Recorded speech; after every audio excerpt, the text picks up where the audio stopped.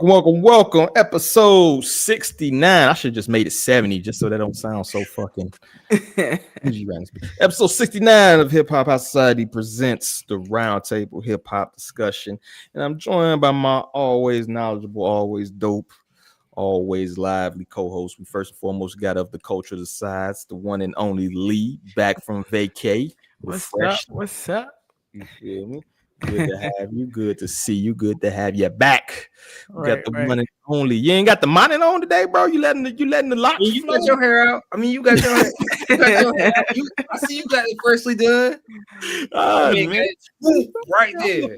I'm a little Jim Jones right now, but I appreciate you though, brother. Now you got to brush it first. You got to brush it. Yeah. You got to brush a fresh cornrow. I hope he wasn't doing that. Because that's like mad disrespectful. I don't know, a little fuzz going on there, but good to see you, Dale. Good to have you back, brother. Then we got the one and only Obi-Wan Kenobi. Oh shit, I copyright. Obi Trice Kenobi. Good to have you, brother. Good to see you in the building. How you doing? I'm good. Back from my vacation. Not the same as Lee. She's in Mexico. I was at Yellowstone, so not quite the same, but I still had fun. Glad to be back though. Hey, appreciate you. Good job, doxing people. If they looking for Lee to hit her with a sack of nickels, they know where to find her in Mexico. All right, man. Everybody's back now, right? So it's all good. Like, damn. Everybody's back. But good to see everybody here in good health, man. Let's get the pod and shall we? All right. First and foremost, we got the one and only Currency getting the K to the city. He just got the key to the city of New Orleans. Finally getting his flowers, well deserved, I would say personally. So I'm gonna toss this out to y'all. With knowing Spitta's history, low key, just putting out music, pretty much avoiding most drama, just putting his head down, working, smoking his little tweeds every once in a while. Is his run unappreciated due to the lack of radio singles and hits? And this is kind of like a comeuppance, what do y'all think of that? Spitta's run, and how do y'all feel about him getting his flowers, man? Oh man, I'm proud of him. Been a fan for like probably almost 15 years, if not more. So super proud to see this. I think his run is underrated. Not really, because he's kind of like the king of the underground. So you're always going to be like slightly underrated, right? But no, I think he's pretty well respected. Okay. What you say about like the majority of the public, like to say the casuals? Do you think they really fucking with the Spitta? Or should we even care about the casuals? What you think, man? Does Lil Boosie and Lil Wayne have a key, or is it just Spitta in that generation?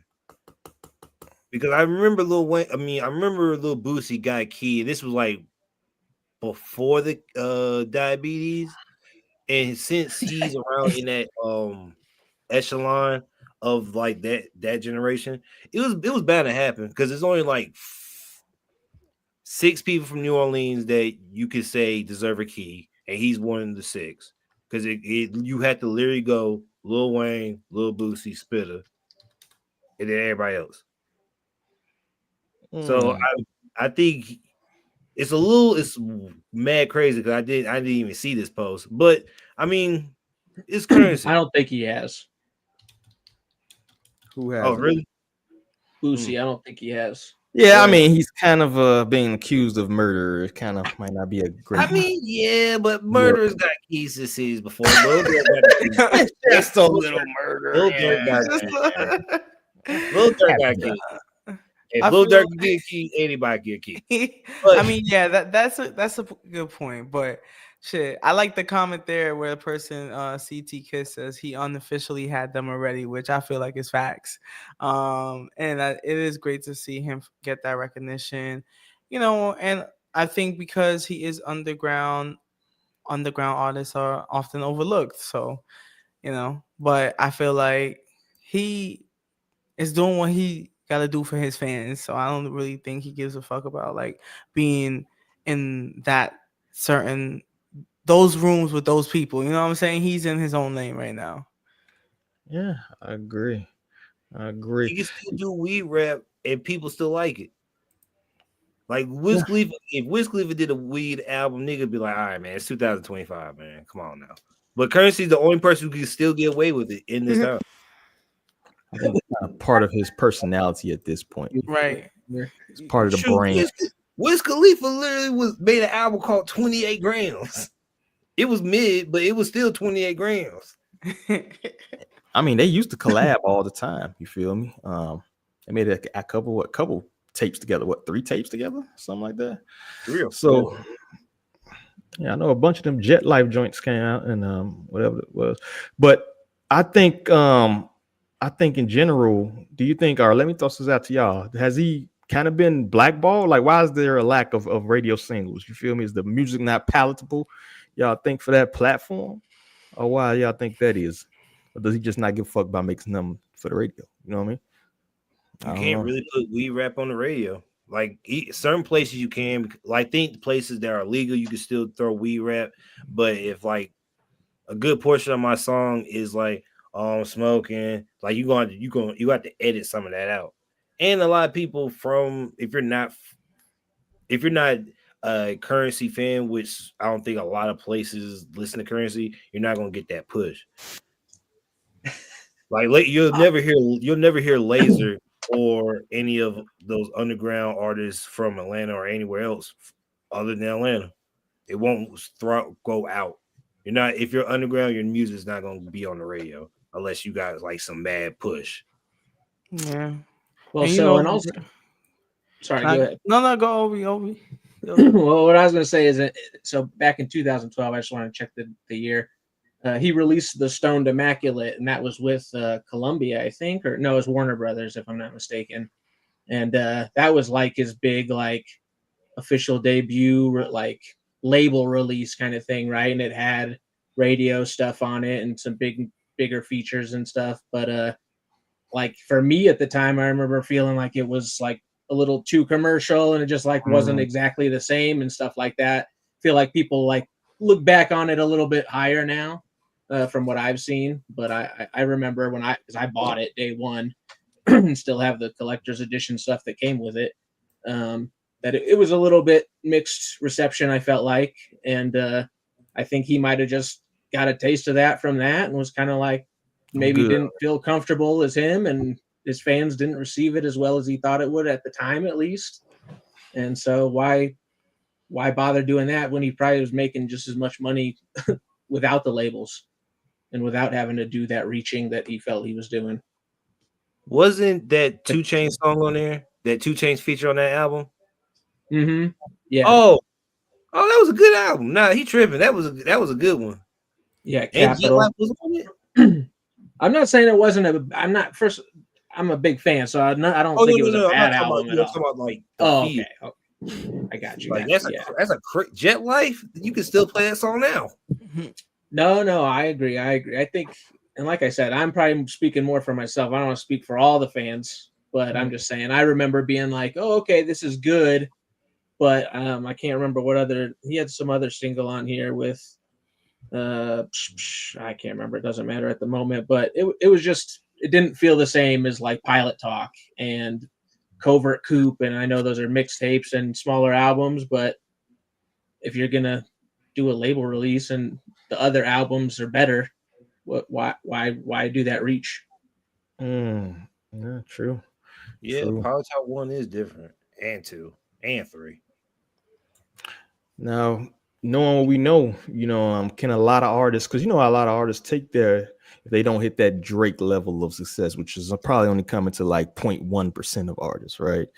Can other artists maybe take a page out of Spitta's book, you think? Because could he be like the shining example, like next to, I know we, like I said, every fucking episode Tech Nine, but could he be like that one where like the weed version of Tech Nine, right? Where it's like, if you hit this level of success, you have a dedicated fan base like this, right? Because everything I put up, I swear to God, like I could put up a major artist thing, a review or something like that. It may be like, but Spitta stuff always goes crazy, bro. He has a very dedicated fan base.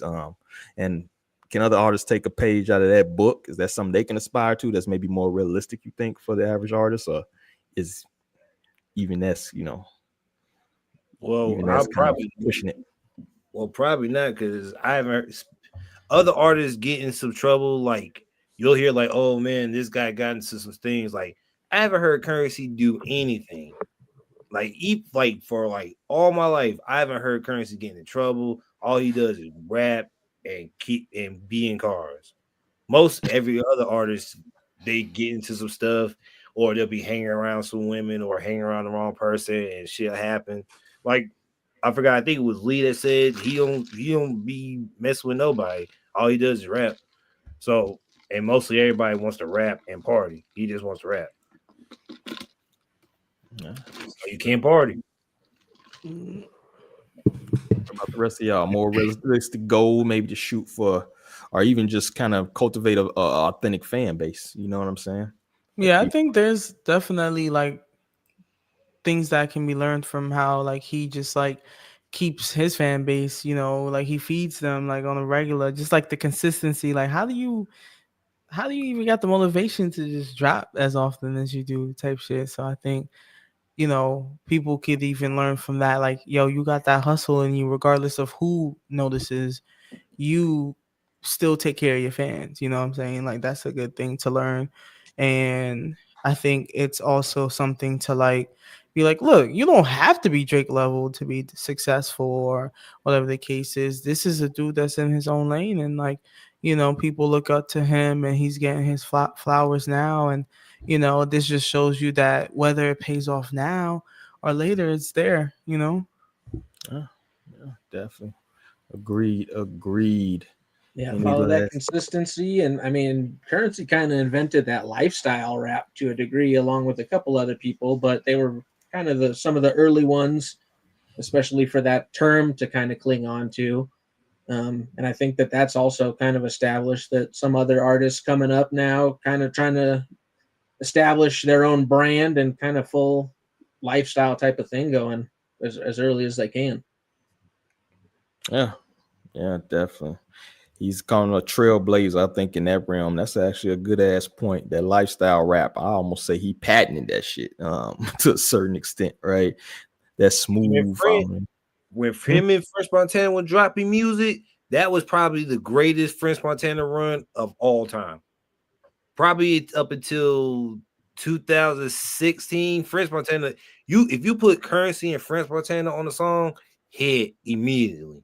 Don't matter, no question. And I haven't heard French Montana hit in the same sentence in quite a while. Because he married a princess. Nigga, you ain't getting no hits when I marry a princess. Hits. You ain't getting not a song. Thank her. Nah, he don't ever gotta make a track again. Like he's good. Like all he gotta do is take care of his wife. And if he fumble that, I don't know what to tell him. He better watch out. He better run. He might. Can't fumble princess. That's crazy. You ain't got, bro. You could probably get your feet washed by gold dude. Not the I can see French fumble in it. We'll see.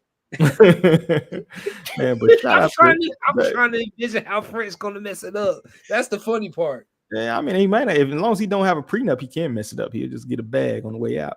They get married in America. You want to sign a prenup? She got the money. That's what I'm saying. You might pull a Kevin Federline, dog. You good to go. Oh, be on stage. Hey, yeah. Pull a K-Fed, bro. You straight. I'm thinking about Safari. I don't know why. All right, man. Well, shout out to Currency, man. Take a year. Appreciate that. That's a good looks with that key to the city. Hopefully he doesn't fall into the key of the city curse as we seen Diddy and Dirk fall into. So we don't wish that evil upon you, Ricky Bobby. We hope everything be good. But shout out to Currency, man. Stay out of trouble, brother. Gotta take that back. On this wood right here.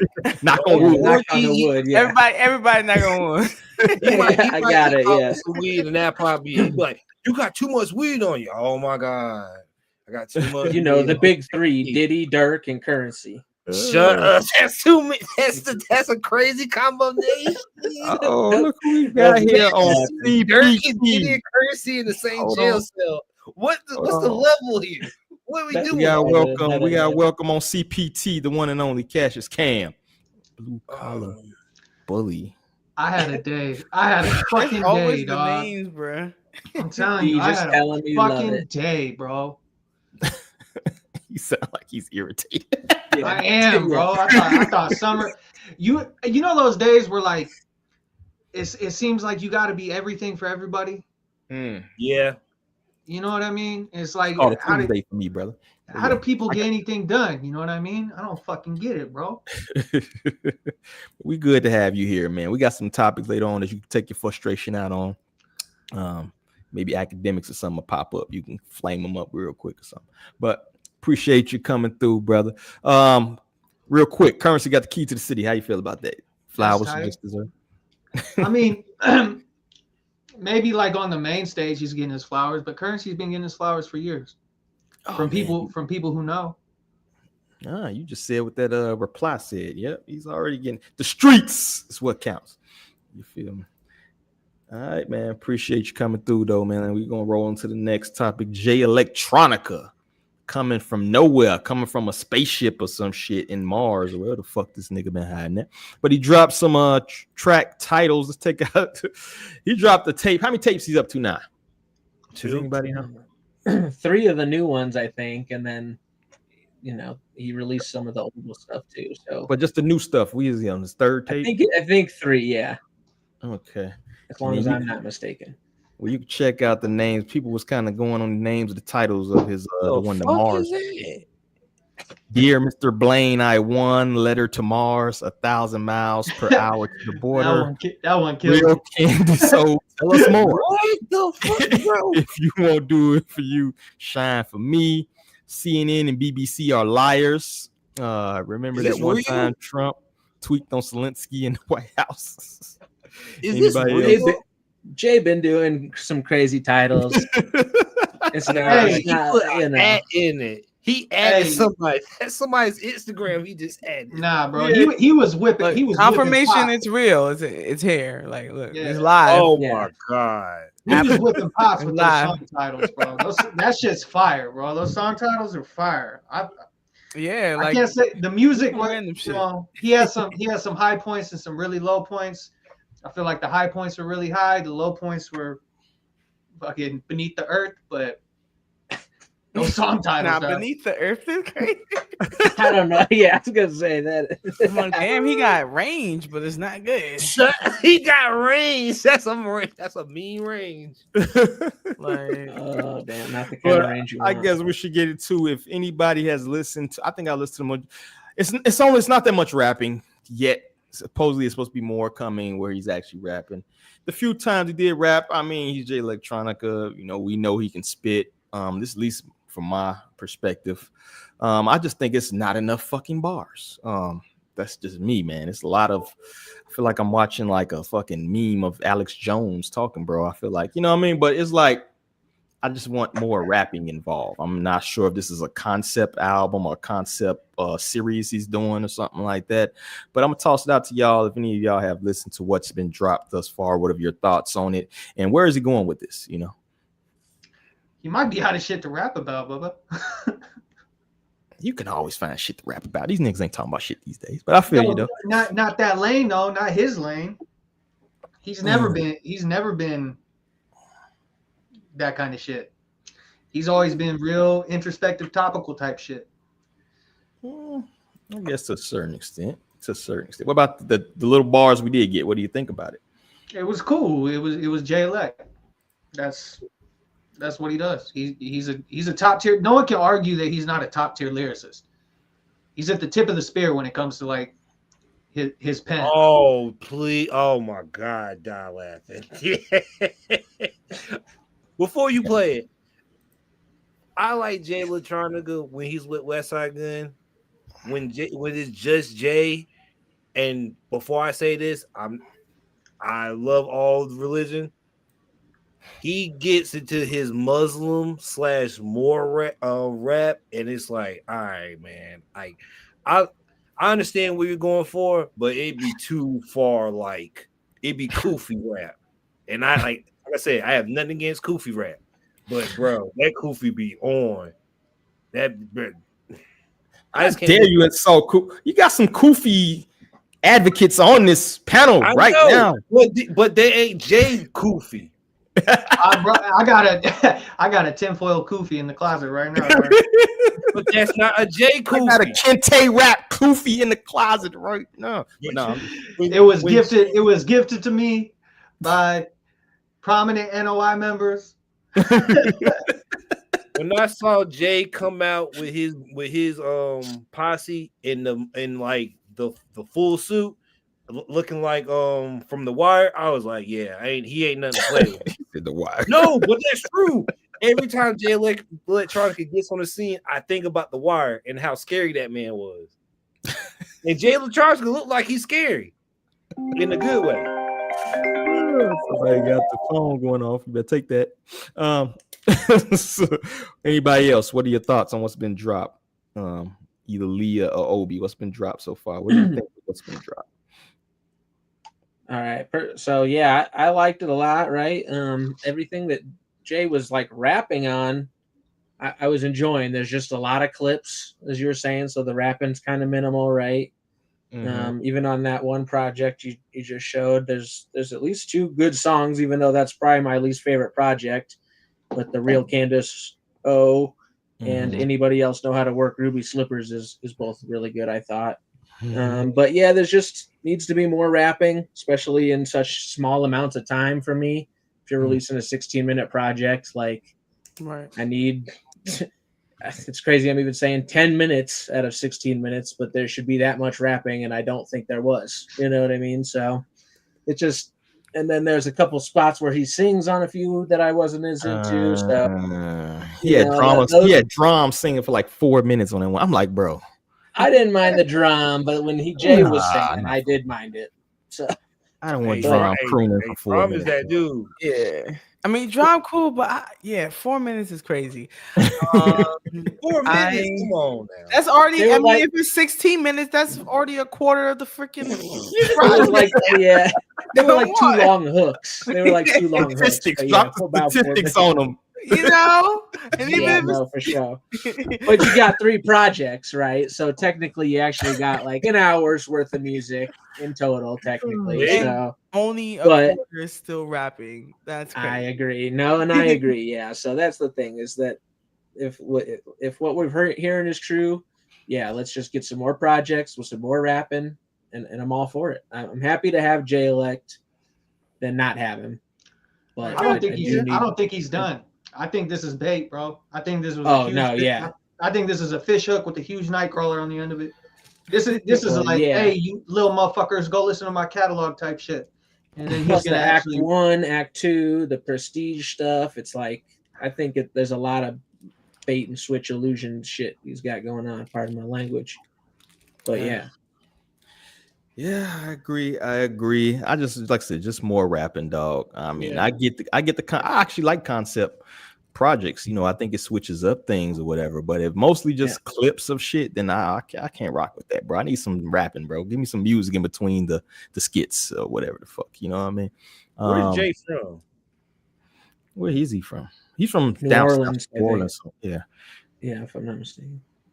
Yeah. So like a song will be like 3 minutes. It'll have 1 minute of rapping, a minute and a half of a clip, and 30 seconds.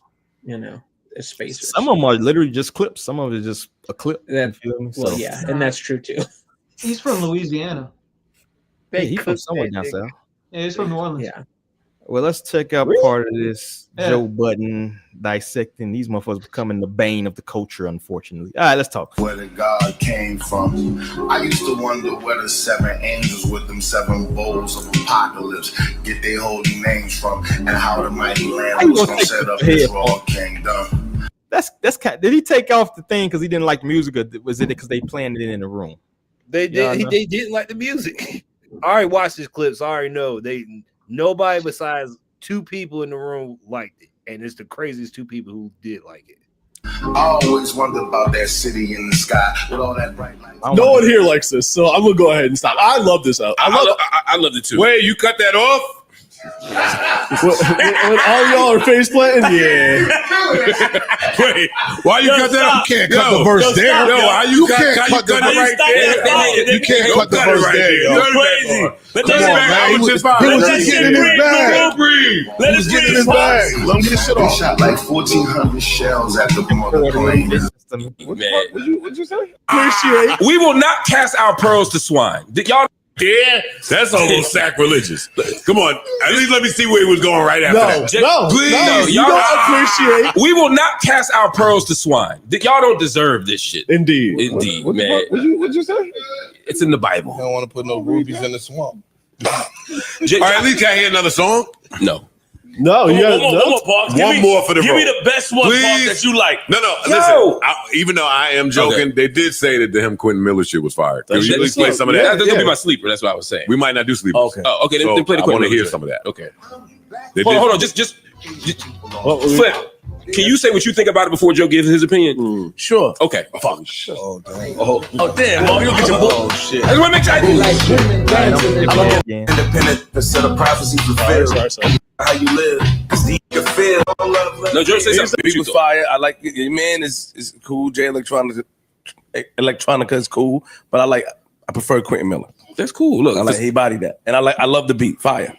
I love a lot of this shit. I think that the skits and things, I think that shit is cool to me personally. I love it. I love 5% rap and Nation of Islam rap is my favorite shit in the world. So maybe I'm biased, but we don't have it anymore. So I love. I mean, we listened to Brand Nubian. I know you know who it was, but that was Brand Nubian. And I mean, you asked me. I'm just telling you that was Brand Nubian. We listened to in the intro. I didn't ask you shit, and if I did it privately, nigga. Nigga, they can hear you on the mic. And then you gave me a pound. I whispered to you, nigga. Okay, so it did happen. Thank you. So. My point is, so I don't necessarily know it's not for everybody. Like, if you don't know who Brand Nubian is or groups like that, you know what I mean, then it might not be for you. But there's a long history of 5% rap and hip hop that's super dope and is central to what we do. So I love to hear it come back. Me too. Because it's the only people who do. He the only one doing it right now. I hope it don't come back from him. I'm sorry. I know that's your man. I love this shit. I loved it too. There you have it. It's abstract, man. It's super abstract. The old. I'm gonna stop it there. I think we paid enough of it, but you get the gist of what's abstract was derogatory there. I think it's more derogatory to be like, I don't want to come back from him. You know what I'm saying? Joe Budden been grilling Jay Electronica for years.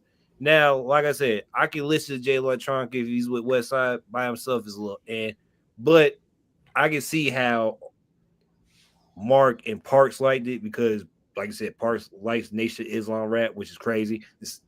But Mark who Mark is, that makes total sense. That dude is. It doesn't though, bro. It doesn't make sense to me at all. It don't make sense. Really? Nah, bro. He's a liberal mouthpiece for the regime, dog, and he's been that for a long time. Real NOIs hate that motherfucker, and I hope Mark Lamont Hill.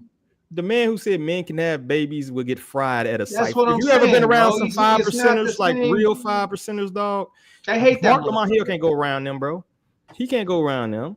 Like real shit. He cannot. If you know anything about five, first of all, they was pretty much a street gang. You know what I mean? Like I actually got to meet a couple 5%ers. Right? It was a real national case down here where I'm at with this kid got shot at the gas station, black kid, white guy come through and he was blasting music, white guy shot him. So I actually got to meet the brother of that kid that got shot, and he's straight 5% from New York, bro. And I got to build with a couple of them brothers, and like it's no nonsense type shit around them. They don't, a lot of stuff that prescribed on more progressive sides, they don't try to hear none of that shit. So like somebody like a Mark Lamont Hill, and Parks for obvious reasons, right? But they're not fucking with none of them cats like that. You know what I'm saying? Like they would not fuck with them in the least. So I believe that that Cam is right. That's kind of weird. Even though Mark Lamont Hill is supposed to be from Philly, but I mean it's a lot of fucking dweebs and weirdos and a lot of cities in the way. Like everybody from Chicago ain't a solid person, right? So I don't agree that just because he's from a certain area they would rock with him. They wouldn't rock with him. I don't think Jay Electronica would probably rock with him if he's really Nation of Islam like that. You feel me? Nah, they're far too militant. They're far too militant for that type of shit, bro. Like a lot of people don't understand. There's more similarities outside of like the racial extremism between ultra like right-wing militia types in NOI than there is between NOI and Mark Lamont Hill. Yeah, they agree across the board until you get to race aspects of it. Yeah, 5% is a little bit more, but the thing is, 5% is split off from Clarence 13 next split off from the Nation of Islam because they weren't extreme enough for him. People don't know, like the 5%ers really broke off from the Nation because this like y'all ain't hardcore enough. We trying to get in the streets and beat some ass and shit like that. Like they broke off. So I don't think people realize that. So it's like, I understand you may like the music or whatever, but if I'm not rocking no music with people I know would probably smack me in the face, right? I'm not finna rock super like fucking bluegrass or so, you know what I mean? Like it's just kind of weird to me. You feel me? It's like I know these people. Yeah, I'm not gonna rock with none of that. So, but anybody else, man, what are your thoughts on the clip? We just saw the clip, you know what I'm saying? Like, did y'all think that Joe was kind of throwing super mad, like Lee was kind of insinuating, throwing mad kind of shade at dude? You feel me? I'm not surprised. Yeah, I mean, Joe Budden's reaction to that, bro. I mean, you don't think? I'm not surprised by his reaction. I mean, he was definitely throwing shade, but it doesn't surprise me. I mean, if I hadn't seen that clip and you told me to guess what Joe Budden thought about it, I could probably give you a synopsis. Yeah, he's right. I would do the same thing. Oh man. All right. So what do we think? We got some more tapes supposedly dropping, right? Do we think it's going to be an upswing as far as the music, as far as the rapping? What are your overall thoughts? Do you think we're going to get maybe a classic record here and there, being that he has more in the vault, apparently? Is it true we're going to trend up? We're going to trend down, basically. What y'all think? We might get it kind of has to be. It kind of has to be like real music after this, or people are going to kind of lose interest in it. You know, this is kiki ha type shit, you know, so he better capitalize on all the headlines, because if he doesn't, it's going to make him look real silly. Yeah, we need to get a real album, or like, you know, fuller, less clippy body of work. And then if he wants to drop a couple more smaller things, that's, you know, that's fine. But he's can't just do these little things. I mean, he can, and people will listen to it, but it won't help his like legacy and his, like, you know, if we're talking about Jay Elec's career. We need to, you know, you're not going to get a classic out of a 16-minute thing filled with half clips. But does he have a career off of one album? I can't even really chart his career. His career is so wonky, bro. You know, he definitely has mixtapes and projects that, you know, there's not a lot of like official releases though. Yeah, it's like the legend of Jay Electronica is bigger than the body of work to me. Well, his features carried him too. Like the shit he was featured on is, you know, some of his best shit, and that's where people really recognize it as far as like his rapping ability and shit goes. Yeah, and his career spreads further back than I think a lot of people realize or think. Also, you know, it's kind of pushing like 20 years, and that's just within like a semi spotlight, and then he's got some years before that too, for sure. So. Yeah. Hopefully, you think any surprise features you think, man? I've been hearing like Jay-Z name shot out on a lot of stuff. I wonder could Jay-Z pop up on something that might actually be the thing to turn the needle if you get like a dope Jay-Z bar. You know what I'm saying? Yeah, I wouldn't call that a surprise at this point, I guess, but I would definitely welcome it. Yeah, definitely. Anybody else or any last thoughts on Jay Elect?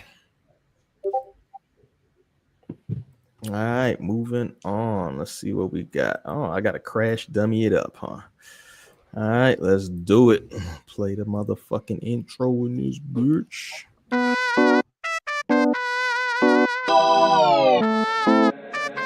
Hey, Darren.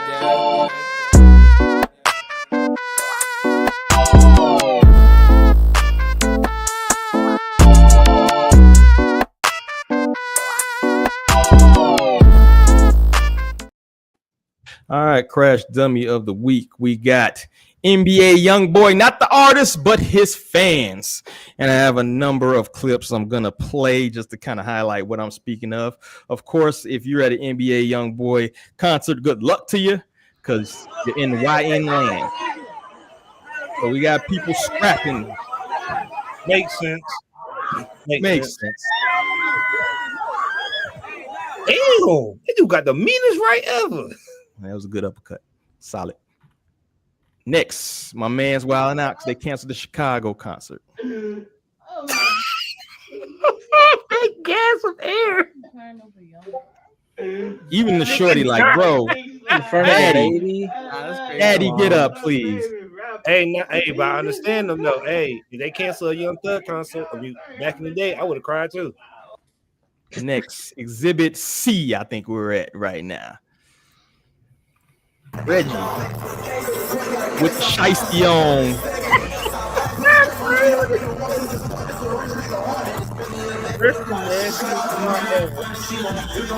Oh, wait, there's more. We ain't done yet. It's a parade of crying niggas. But it's understandable. Kai, what you doing, my G? Kai.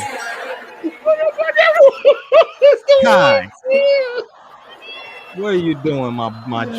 Oh my God, that nigga got one spin. This dude is Michael Jackson reincarnated for these cats, bro. Oh, and finally, oh my God, them real tears. Oh man. Right. So we've seen Exhibit A, B, C, D. I believe we had E. There is absolutely nothing about outside today that should make you fucking shed tears. There's nothing about shot calling. There's nothing about TTG Train to Go that should make you cry at an NBA Youngboy concert. This man is not Michael Jackson reincarnated. He ain't even Tito Jackson, okay? No disrespect to NBA Youngboy, but you should not be crying at a concert. And they're better yet, if you go to an NBA Youngboy concert, good luck, because you're going to be in shiesty land. Okay, good luck getting out of there. Maybe you park a few blocks away and run. But anyway, I say this: if you are crying because of NBA Youngboy, I get that, you know, we have idols out here. I get that we have people whose music that we admire, some people that we look up to. But there's absolutely nothing about Youngboy Never Broke Again that should have you crying in front of your old lady and your kid, bro. You know what I'm saying? Let me go first. You gotta let me go first. Yeah, that is insane. So for that, not NBA Youngboy, but his fan base, I got to get y'all the biggest car crash. Get off your motherfucking knees. But that's all I got. Moving on, we got the next topic at hand. Unless any of y'all want to discuss NBA Youngboy. As we know, unless you've been living on a rock, we had the big rollout for Cardi B. The machine is pushing that girl. Although they're pushing her, there's only one single in the Billboard Top 100, and I believe that song has been out like 13 weeks. Nothing has charted quite yet, although I'm not sure the numbers are out for that. I don't anticipate too much charting off that motherfucker, though. So I guess my question to y'all, has the internet moved on? Have her maybe fickle fan base move on? Has the machine itself failed Cardi B? Or is just the music not that great? If you heard the project, I'm not sure. So it's kind of two parts in there. But what do y'all think about the kind of misfire? That's the wrong shit. You got women fucked up. That's what you got. You got women fucked up. They gonna play this album like it's Nicki.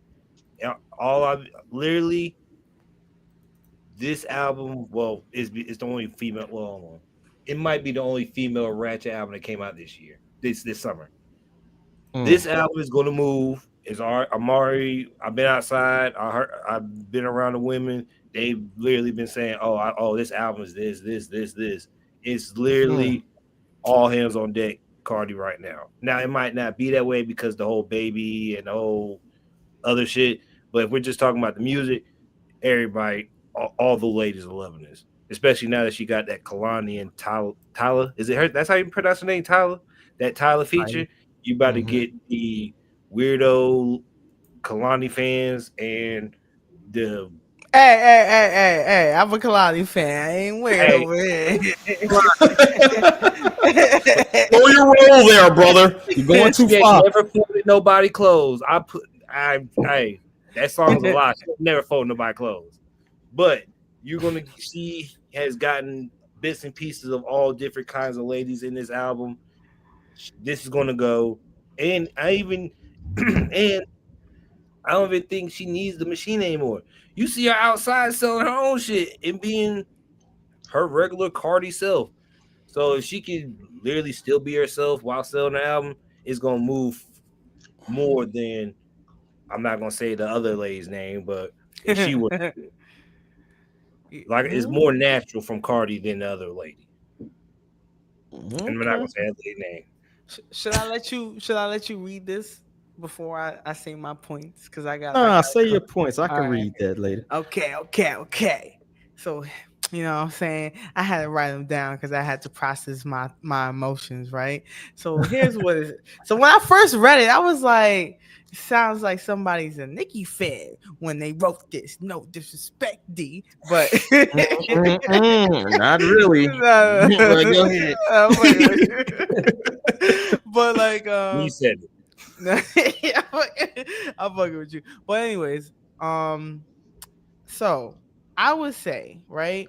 I feel like as far as like the Billboard situation, I want to see what the numbers update to. I want to give it that because right now the projections are looking good as far as the sales, the first week sales, and she might debut number 1 on the Billboard 200. I don't know. We're gonna see.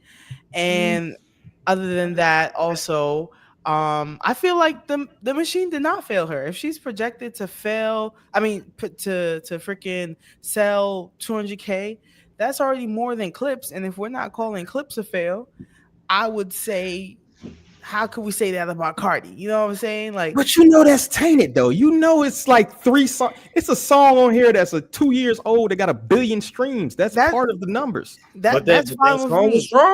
That song was strong. It's 3 songs when it was released like 2 to 3 years ago. But her reasoning was those songs deserve a home, which I agree with. I believe those are songs that deserve to be on the freaking album, right? Outside of those 3 songs, there are other bangers. If we talk about the first 6 songs, if we talk about the first 6 songs already, that may not be for you. Me personally, I appreciate that because just walking in the corner stores, like she tried to encapsulate that vibe. Like you walking into the bodega, they playing, you know what I'm saying? Like maybe that's for New York, maybe that's not for others. I'll take that, right? I'll take that. It's an acquired taste, right? I saw somebody said something about the first 6 songs is not hitting. I don't remember who. But from the first 6 songs already, we got Magnet, Imaginary Players, which I know how y'all feel already about it, and Bodega Baddie, which I feel like Magnet itself is already topping the charts, like in the Caribbean and outside of there as well. And I think that's going to be a banger that will show up on the Billboard. Outside of that, whatever. I do agree with what you were saying. The ladies are loving it. I'm loving it. My girl's loving it. The people on the internet is loving it. I've been seeing her on my timeline. I don't feel like the internet has moved on because I've been seeing literally, if it's not about how she handled these girls and has something to say about them, it's about, yo, Cardi's in Atlanta today. Cardi's in Houston showing her fans love. She's been on the internet. That's my thing, is like she's an internet person. I think she'd be way more successful with a podcast mic in front of her than I do music. She's an internet person though. You know what I'm saying? She hasn't, but you say that she hasn't dropped the album in 7 years and has maintained relevancy. I don't, because she's on the internet. She's she's been hopping on features. She's been showing love to the new girls, opposite of what Miss whoever does. You know what I'm saying? And maintaining her relevancy there, and that to the point where people were hyped to hear this new album. She has not left the timeline, and I honestly feel like people love to hate Cardi. Honestly, I feel like it's love to hate her, hate to love. And Offset didn't even get this much smoke for an album that didn't even come close to that. He did not get. Offset does not have the machine like Cardi. They're so invested in Cardi that they. I mean, people will say the Migos. He comes from the Migos. You will say, oh yeah, he should have the hype that you know what I'm saying. People are on the internet saying, oh, Cardi's only Cardi because of Offset. You know what I'm saying? So that's I do feel as though like there's literally people shitting on her and trying to say she's not who she is because maybe of who 5 years ago, 6 years ago. Like I think you could have said that, but she surprised him quite a while ago. She's the superstar. I say she's been the superstar even before, because I was following her before she was on the famous rapping shit. I followed her before she was on Love and Hip Hop. So I do feel as though she has been feeding her fans and she starved them for a little bit.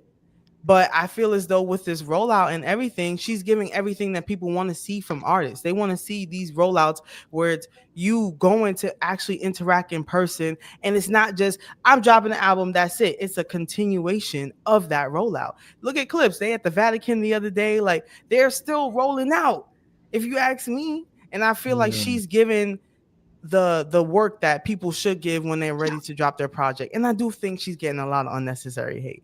I do think so. I feel like people being extra harsh, and I feel like there's a lot of mediocre male rappers that don't even get half the hate that she does. Like people are also mixing how she lives her personal life with her music. Well, she puts her personal life out there to that extent. Like, yeah, but it's like, all right, she do, but it's like, oh, well, I wouldn't have the baby. You don't know what you would do if you had the amount of money that she got. Half of y'all have the baby by dudes that don't even show up. So it's like she's a human just like us. Who am I to judge what she does with her lower end? If she wants to have the baby because she got the money, that's on her. Even if she hid her pregnancy as much as she could until it was like, all right, this is what it is. But it's like to then say, oh no, she should do this instead. Well, who are you? Well, I wouldn't even say that. That's an NFL baby. That's a retirement ticket. That's a $1 million baby. Exactly. That's a $1 million baby. Literally. You're not getting any more music because of that, baby. That's it. Like, you know what I mean? Like, and I think that will be fine. I think she cannot drop again and she'll be fine. She could not drop another album and she will be fine. She could Rihanna us, and I think she will be fine.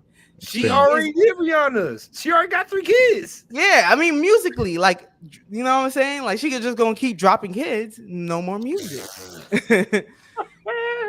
Dropping kids is so sick. She's on the way to. She's already a businesswoman, so I think honestly, she could be like, this is the last one. Not tell us it's the last one and be good. Oh, you ain't getting no more music. You're not getting a full album out of Cardi. And then it's honestly, it's not even probably profitable for somebody like her to drop a full album. She's probably doing better dropping singles, to be honest with you. Just because of the time we in, you know, getting those them TikTok songs off and shit. Like, it's really no reason for Cardi to ever drop a full album ever. I think this was like, because I think you only got this album because there was so many people. When Cardi gonna drop? When Cardi? She had a Grammy on the other one. So I think this is just like, shut the fuck up. Now I'm finna go do what I want to do with my 4 kids. You know what I'm saying? I think it's a wrap. If the album does well, then there's no harm, no foul. You waited 7 years for something good that you like. You got the hotline over there. I want to read this right here, though. Cardi B fires back at critique that claims she treats hip-hop like a quick hustle. Cardi B is not here for critics downplaying her passion for music. The platinum-selling rapper shared a response to listeners accused of treating hip-hop like a hustle. The exchange on X was captured in screenshots and shared by Complex. I'm not even going to go to all this. You know, you can get the gist of it with pretty smart people here, right? So do y'all think she treats it like a hustle? Which, I mean, like, to your point, Lee, it's plenty of male rappers that treat like a hustle, like a quick hustle. That's why a lot of them doing podcasts now, right? Because they don't want to fucking the rap money drying up. But what do y'all think that critique that she's treating it like? Does she give a fuck about me? I guess the main question is, does Cardi B love music? Yes, sir. I hate that. I hate when niggas be doing that. Like, do you love the music? Like, nigga, you can love the music and still like. She's not treating like a quick hustle because you took 7 years to put stuff out. Now, if it was like year after year after year and you kept on getting worse and worse and worse, then you could say it's a quick hustle. But if this album does better than their last one, then this is a null and void because it's not. I took my time to give you something good. Now, giving you something bad off of a quick turnaround, then yeah. And to what you said about rappers becoming podcasters, that to a certain extent, yes, but people have other hobbies. Now, if you're talking about Jim Jones being a podcaster, then yeah, he ain't doing nothing else. But if he was like Travis Scott, where I'm putting out like fashion clothes and stuff like that, like, yeah, that's like a side hustle, just like Kanye. But if you're just going out there just to talk, when you can just talk on a beat, then yeah. If it's a podcast, then yeah, you could just, like I said, you just talk on the beat and still make it good. But just talking to niggas just to talk to niggas is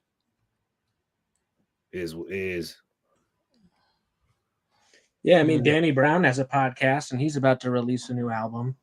I totally forgot about that. Thank you for that. Yeah, but yeah, I agree that people are a little harsh on Cardi, especially like this, like calling her a quick hustle when it's like, yeah, she's been working on this for years. There's songs on the album that are years old. So how can it be both? How can you be getting criticized for taking it as a quick hustle and also being criticized for how long you took and for putting old songs? You know, it's kind of like she kind of can't win no matter what, it feels like, for certain people. I feel you on that. I did give her a 6.5 out of 10, which I think is better than average, right? So that was you. I was wondering. Let me ask you, that's not a fair rating, you think? Would you agree with the 6.5? D, where were you at when WAP came out? You answering that question is going to tell me this. I don't know. Probably 30-something young man. Probably taking some kids somewhere, bro. Like I do. Never mind. Never mind. You're never mind. trying to get them away from that shit. To be honest, but keep the babies away from the. But anyway, go ahead. Nah, go ahead. Which is it a fair score? Does y'all agree with my 6.5? No, straight like that. I think it's fair. I gave it a 7. I dropped my review today, and I gave it a 7. I think my 7 might be nicer than your 6.5, though. You know what I mean? Like, you think my 6.5 was harsh? It wasn't harsh. No, coming from you. No, I'm saying I think it's nice for you. Yeah. Now knowing how you feel, it is nice from you. But is it? You don't like BBLs. You don't like BBLs. Is it an unbiased review? I don't know. I don't have no ill. I like Cardi, bro. I feel like you could have rounded it up. I feel like you could have rounded it up. Nah, it's not a 7. A 6.5 is this isn't a grading scale. Like a 6.5 is a D. That's not, like 6.5 is like quality above average. Yeah. From like an outsider who don't really like partake in any ratchet Cardi music, it was a lot better. It was a lot better than I expected it to be. Like as far as like structurally, like musically, like it was really palatable. Some of the beats were crazy. Some of her flows were cool. Like, thank you. The content's ass. the content is terrible, but that's just me. Like that's just me being objective. I've never heard so many bitches in my life. Just bitch. But you just said bitches, these ass. It's a lot. Yeah, I'm agreeing with you. Musically, it was a lot better than I thought it was gonna be. So I mean, 6.5. That's a solid score. Yeah. Once you start getting into the 7, I like Cardi. And my main criticisms were just like it's a little long, even though it was 7 years in the making. It's a little bit long. Then there's just a couple of those like like the more personal, sad, and singing songs that are just like not as much for me. They weren't bad. Per se, but they're not the ones I'm gonna revisit, right? So like you get little things like that just like tick it down. And I did say overall I liked it like as a whole more than Invasion of Privacy, but didn't have as many like peaks, right? Because it didn't have as many hits like Bodak Yellow and all those like kind of classic hits from that last album. So I am definitely a person that's like 20 songs and it's now it's 24. It's 24 because you dropped. I know I haven't even heard that stuff yet. Mulatto. It's good. It's good. I know that's a lot of songs, bro. I went to check out that Atmosphere. It's a lot of songs. That fucking Atmosphere album is 26 songs long, bro.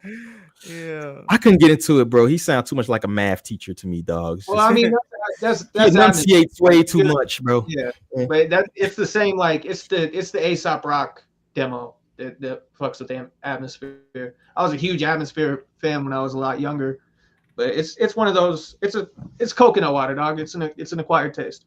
Yeah, it's rough. What's a good number of tracks for you guys? It depends on artists. It depends on the artist, though. Yeah, I feel like 12 to 15, and if you go on the 15, it better be consistent through and through. But yeah, a nice 12 pack. I'm not so worried about track number, but 42 to 48 minutes. Yeah, because sometimes you can have 15 48. songs and that shit will be an hour and a half. Like, hold on, dude. Yeah, then 4 minute, 5 minute tracks. Yeah. Yeah. And if it's 4 minute, 5 minute track, I don't mind. Yeah. But it gotta be, some good quality tracks. Right. You know what I'm saying? Especially if it's conceptual, I don't mind it being longer.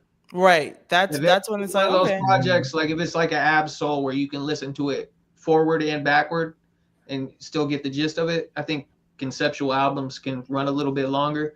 If it's just a hodgepodge of random songs and there's no direction, it's like it sounds like it's on shuffle anyway. So it's like, why are you making it 20 songs long?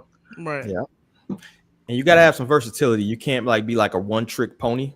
Like it's hard for it's hard for punchline rappers to pull off a very long album just because it's kind of like, that's your trick in the bag. So I'm listening to an hour of punchlines. I mean, after a while it wears out. Cardi is one of those artists, and I'm not saying she's a one-trick pony, but she has a very distinct lane. You're not gonna get like a super introspective song. You might get a "Fuck My Baby Daddy," hate these niggas type shit, but you're not gonna get like no super introspective shit. You're not gonna get no super, she kind of got a lane. She's good in her lane, but that limits the amount of tracks you can have from her to like maybe 12, 13, right?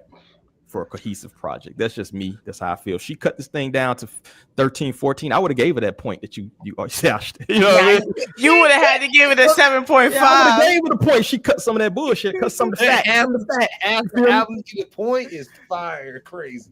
You would have. No, that's a good point though. Like that was one of my main criticisms of Key Glock's new project. Yeah. It's just like he just makes the same song over and over and over again. Like the way that it sounds, the flow, the beats, the content. And I feel like he might get away with it. I know this is like just a crazy segue, but he might get away with it for a little bit longer, maybe another project or so. But I feel like he should really try to lean more into like some conceptual type shit because I feel like he has the ability to do so. Yeah, no, I definitely agree with you with that. Like I really liked Glaucoma too, but then with this Glockavelli, I'm like, all right, I've seen you do this before. Is I'm ready on that one? Yeah. Then I gotta disagree with y'all with that one. That was but like there's a couple, not saying there's not a couple bangers, but it's like I like Glockavelli a lot. What I didn't like was All Eyes on Key, where he just added like 30 extra minutes on. I hate this new shit, these deluxe albums, these adding 2 songs and calling changing the name. Well, that was like his second deluxe too. There was already the deluxe, and then the All Eyes on Key was like, it was just why. But those are nothing album I like. Those are hard ass. All Eyes on Key. Bro, nah, come on now. No, it's a good album. Like I like Key Glock. He makes really good music, but it's just like once you run through an album, it's not like when you run through that album again, you're gonna get something else out of it. Right. Right. Well, and he extended Glockavelli and that brought it down. Like if he'd have just released All Eyes on Key, that's 8 songs. Right. Yeah. That would have been dope. But instead he attached it to an album he had done 2 months before. Just let an EP out. Yeah, just just make it separate. Whatever. Is he I think he might be the only person in PRE that's dropping music. I might be super wrong. Nah, they drop it. They just not getting promotion, man. And that's another thing too. I'm not necessarily. I don't know what goes on behind the scenes. Who's actually in charge ever since Dolph passed away? But they got some dudes over there that can actually spit. They just not getting the promotion. No, you're right. I'm just like Eddie Valero over there, ain't he? Ain't he gonna do? What you know about Eddie? What you know about Eddie? Man, look here, bro. Don't do me like that. What you know? Nah, bro. Nah. But anyway, they got people. I think the passing of Dolph did mess everything up because Dolph was basically he was the clean P. Diddy, and I had to put clean because you just can't put P. Diddy on people. That's a hell of an analogy. Nah, when you saw a PRE artist, you saw Dolph in the background just moving. Yeah. Yeah, just like when Gunna was performing, Thug was in the car, just like, that's my man. I miss him and Glock together, man. That shit. Yeah, I wish Dolph was around for the collabs with like all the Texas music that's coming out right now. Oh yeah, God, man, you go like Rosama and Dolph and shit. There's so much good yeah, music out of Texas that if they could have collabed with Dolph, it'd be wild. Jesus, man. Yeah, man, that's a damn shame, man. Miss Dolph. But yeah, that's all I got, man. Let's move on. Let's get to we run a little bit behind. Let's get to this DOD. We're gonna put up this song. Midget Green, DOD. Let's go.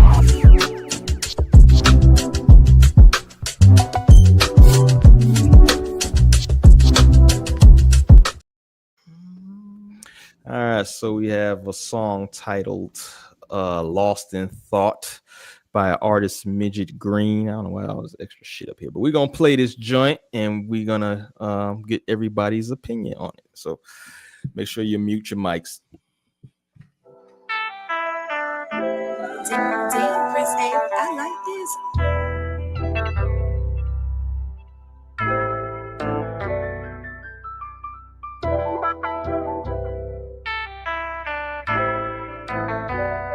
I often get lost in my thoughts. Been a boss, was baby with it.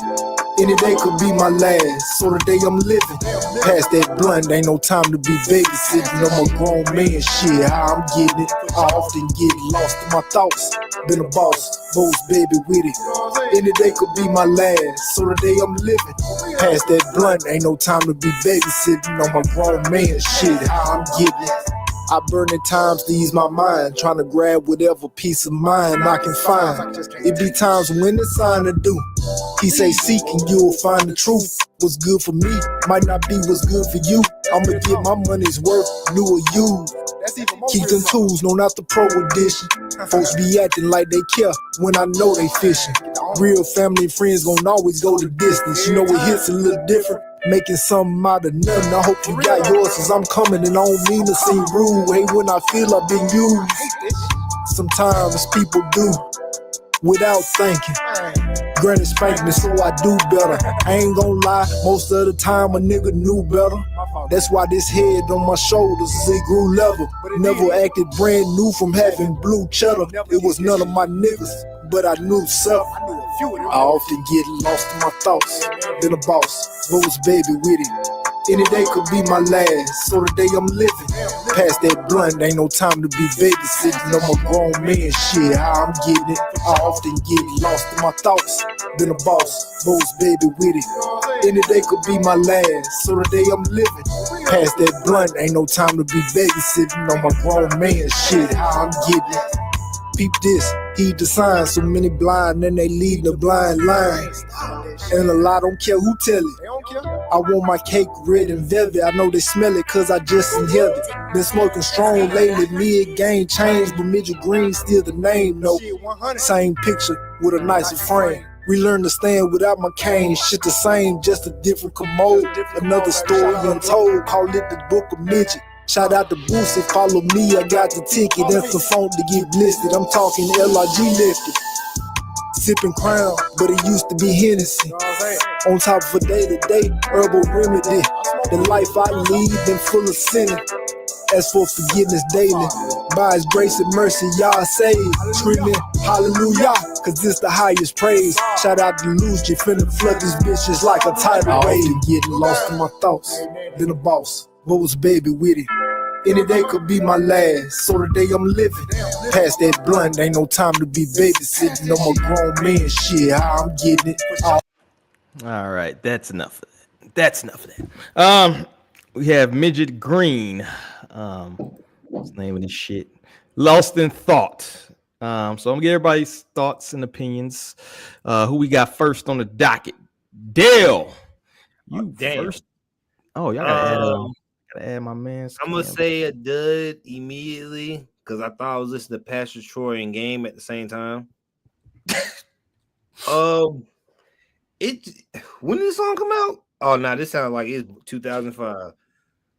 Wait, you can't disrespect the Game like that. That's 2024, dog. This came out last year. Nah, that's blasphemous. Well, not the good Game. Not when he's just not the good Game. This was like old Game, like old Pastor Troy. I never. Ain't no game that I ever heard. I'm gonna let you continue. Sorry, I didn't mean. But I don't like the Game. I'm just gonna let you know right now. I hate the Game. But I think this song, it sounds like an old head is making this song, and I guess it's like that's why it sounds so dated, because it just sounds like something I would get up to and just like it just sounds like Pastor Troy. And there's no disrespect to Pastor Troy. I love Pastor Troy, but 2025 Pastor Troy, I don't know. I can't ride with it. I can't. Thumbs down, first off. All right, man. I respect that opinion. Respect that. OB, what are your thoughts, brother? Well, so that's my second time hearing it. I did check it out earlier just to give it once, make sure I got the good audio for him. Mm-hmm. The hook grew on me a little bit more the second time. I'll say that, but overall, it just that flow wasn't really for me. His voice I'm a little mixed on, although that's growing on me a little bit, but it's still I'm gonna have to go with a thumbs down on this one, unfortunately. Okay. 2 thumbs down, 3 to go. Maybe he can still manage. He got 3 left. Might happen. Lee, what do you think? All right. So this is the same thing here. Second time listening, I gave it, that first listen to see how I feel, and the second time I was hoping it would grow on me, but unfortunately not. I feel like the song is just too long for him to not be saying like anything crazy. You know what I'm saying? There's no like I see what he was trying to do, but I feel like it's not a song that I will replay, so that's why I can't give it a thumbs up, and I'm gonna have to give it a thumbs down. Like, just to be frank. That's respectable. Y'all some respectful motherfuckers. D is up. Somebody's art. You gotta be respectful. To a certain extent. So my thoughts on this. Bro, get somebody to mix this fucking shit. Are you mixing this yourself? Why are your ad libs so fucking loud? I couldn't even hear half his bars because his ad lib is louder than the fucking vocal, bro. That's insanity. I've never heard no shit like that. Like you said, it makes the song sound very more dated just because the mixing is so fucking terrible. I believe if they fix the mix, it may not still be a song I listen to, but it'll be palatable. You know what I'm saying? It might not be no shit I hit skip on. But that's my biggest thing with this. I listen to some more stuff. I just think he needs, I don't know how long he's been rapping. Maybe more time in the lab. You feel me? Maybe more time in the lab. But the biggest thing, because this is true throughout all his projects that I've heard so far, is like, bro, put some money in your shit, bro. Like, get somebody to clean that shit up before you put out more music. You know what I'm saying? Get the shit right. Get the foundation right before you start trying to do other shit. You know what I'm saying? So I'm gonna have to go thumbs down. Keep working, but like I said, biggest thing, bro, spend some money, bro. Spend some money. Invest in yourself, brother. Cam, last one, man. It's gonna get flawless. You too. Vibrate, dog. It's my computer. I have a MacBook in it. Cam, what you got?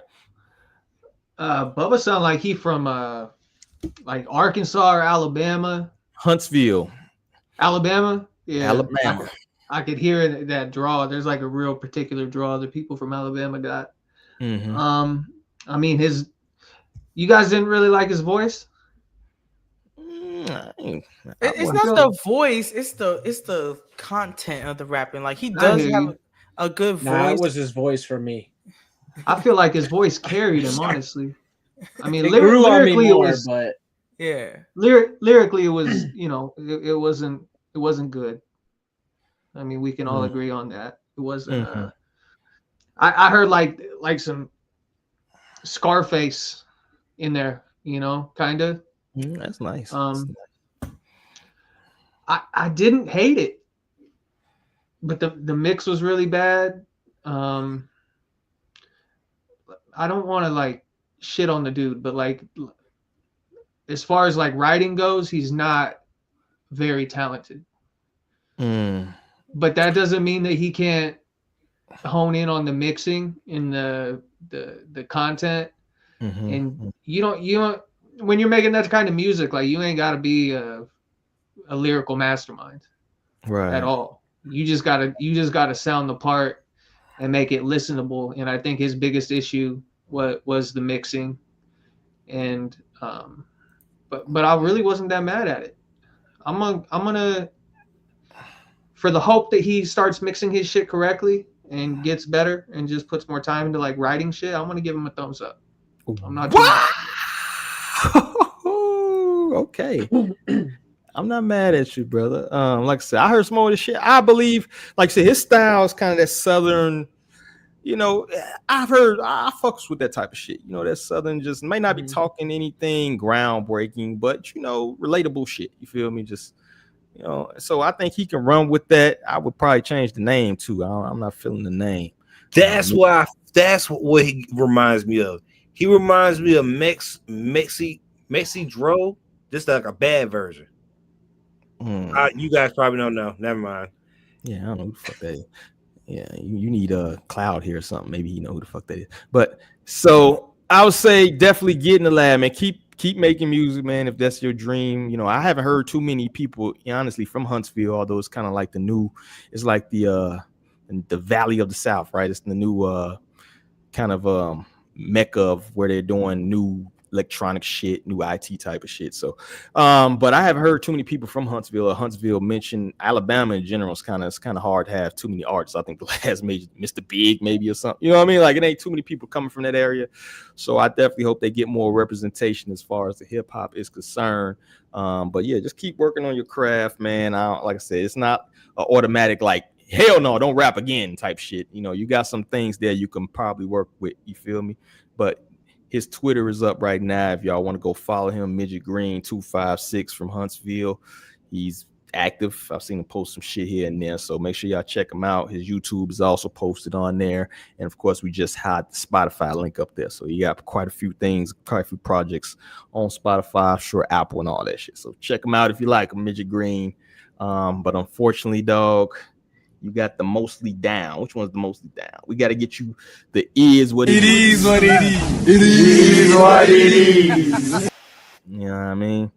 So that's it. Let's move on to our discussion topics, shall we? The first thing we got the main character syndrome mixed with algorithm tailoring has tainted people's perceptions of the motion of an artist. And I'll pull up the tweet that kind of inspired this topic right here from Brian Zoo. I see him on here a lot, man. He be kind of grifting a little bit, don't he? You cannot measure an artist's motion or the activity around the music purely or predominantly on whether or not people on your, emphasize your, algorithmically influenced timelines are talking about them. I also seen Wiz say something similar earlier on a video post, actually, almost verbatim, just paraphrase type shit.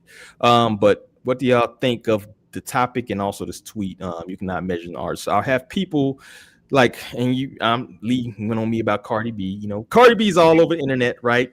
So it's like, can you really measure? Is it a good thing or a bad thing? Can you actually measure the success of artists by or how active they are on social media? Is it even a necessity to be all over social media to be successful? So, it's a lot of things to unpack in there. So give me y'all thoughts.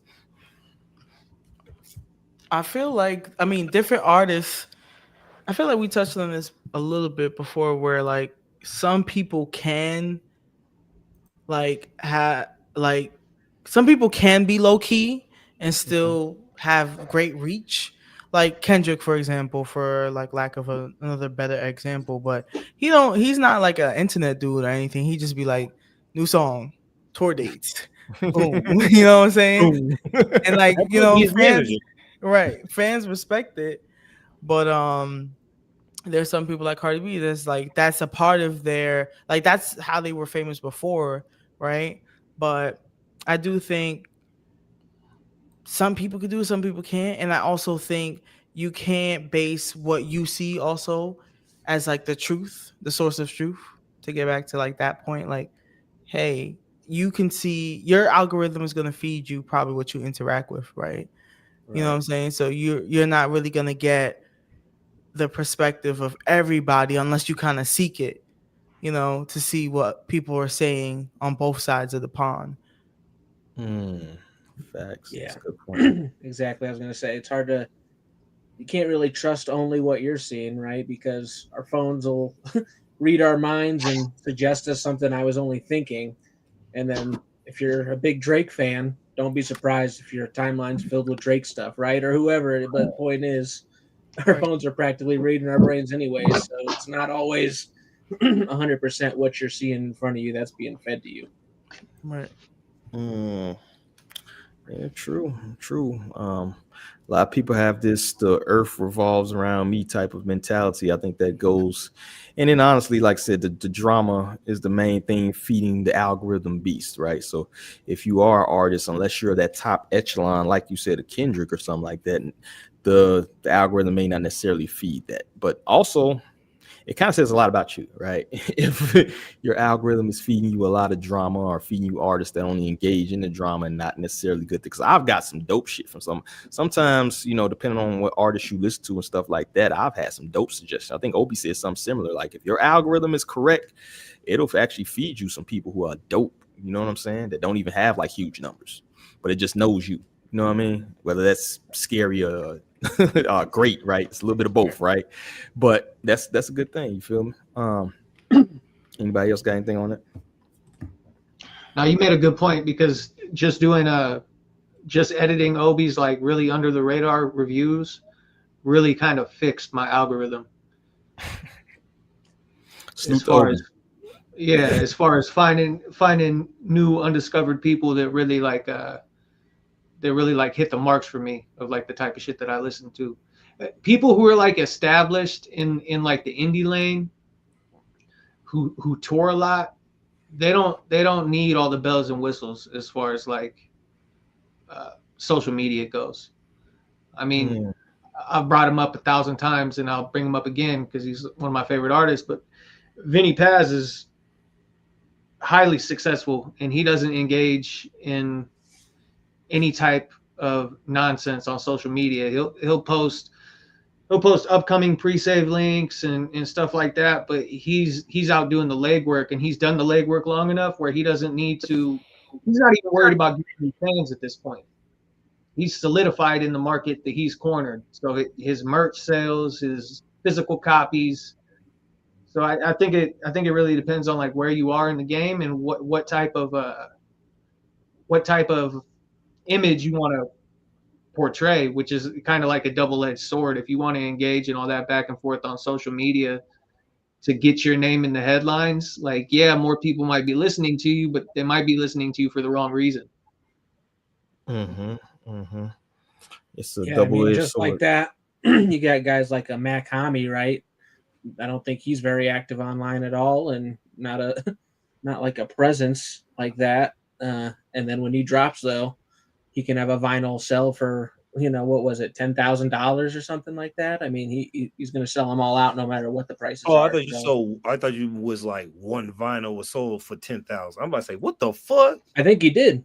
Yeah, that's even crazy. That's even crazy. Yeah, I think he did. If I'm not mistaken. Yeah, he pulled the Wu-Tang. That's the thing too. I think there's good and bad. I know they say all press is advertising. Yeah, all fucking good press is good press. I don't believe that. You seen when Sonny Digital was going on his rant the other day, and it turned and started going cornballish, right? And it's like he's always rant about some shit. Right. He's that old man shaking his fist at the sun, which I understand. If you want to keep what you do to a certain degree of like that, I don't want what I do to be diluted, but at the same time, if some stuff isn't being diluted and you just shake your fist like an old man, then it's like, all right, man, you're just tripping now. Because now, back to what Cardo Wing said about Platboy Max, when he was like, oh, he's not gonna say hip hop, but he was in his DM saying let's work. In the sense of like, yeah, I'm not gonna say rap, but at the same time, I'm doing something. I'm not making the greatest of beats, but I'm making some beats. Like some of my beats is good. Not all of it's good. I'm not gonna sit here and say Platboy Max is the next Pharrell, but from what I heard from the beginning to now on the streams is an upscale. Yeah. Yeah. Also, like I think if you're kind of don't live in that delusion, you make a delusion out of it. Like if you're a cornball, maybe you should shut up more, right? If you know maybe your thoughts out there is not something, you're not appealing as far as your personality goes, and you're good at music. We know plenty of reclusive people who make great music, right? You know what I'm saying? Like I heard Prince was a grade A asshole. Some people say he was the greatest, but I guess it would depend on who you run into. But it's like he was low key in his game, though. He was low key in his spot. So I guess I say to say this, like the internet, you just gotta be careful what the image you put out there. And then also, if you realize that the algorithm is working, the algorithm is at charge pretty much, that doesn't mean somebody is like fell off. That doesn't mean that person doesn't have motion. And who gives a fuck if they do, right? If you're doing what you love, this person's still putting out music and stuff like that. Like the world don't revolve around you. You feel me? I just think it's kind of a mistake to think that, oh, I don't see you on my timeline no more. Nah, that don't mean that person isn't successful as an artist, right? So. But some of these niggas are washed. Like, not washed as the point. And my wash is but my wash is different from the disrespectful wash. I'm talking about wash as in Wiz Khalifa, like Wiz Khalifa. Wiz Khalifa fell off. We can all admit that Wiz Khalifa ain't this Black and Yellow or that song he made to Paul Walker. Like the level of which he was at fell off. But you can't say that his reign wasn't superior. Wiz Khalifa was Snoop Dogg to these kids. Shoot, you're not gonna say your fan base is gonna age as well, bro. I don't think nobody's gonna be the same, as they was in their 20s as they are 40. You know what I mean? But everybody's supposed to weed now. It's not like, oh man, I'm gonna be against the grain, smoking weed, nigga. I seen old people roll up right in front of me.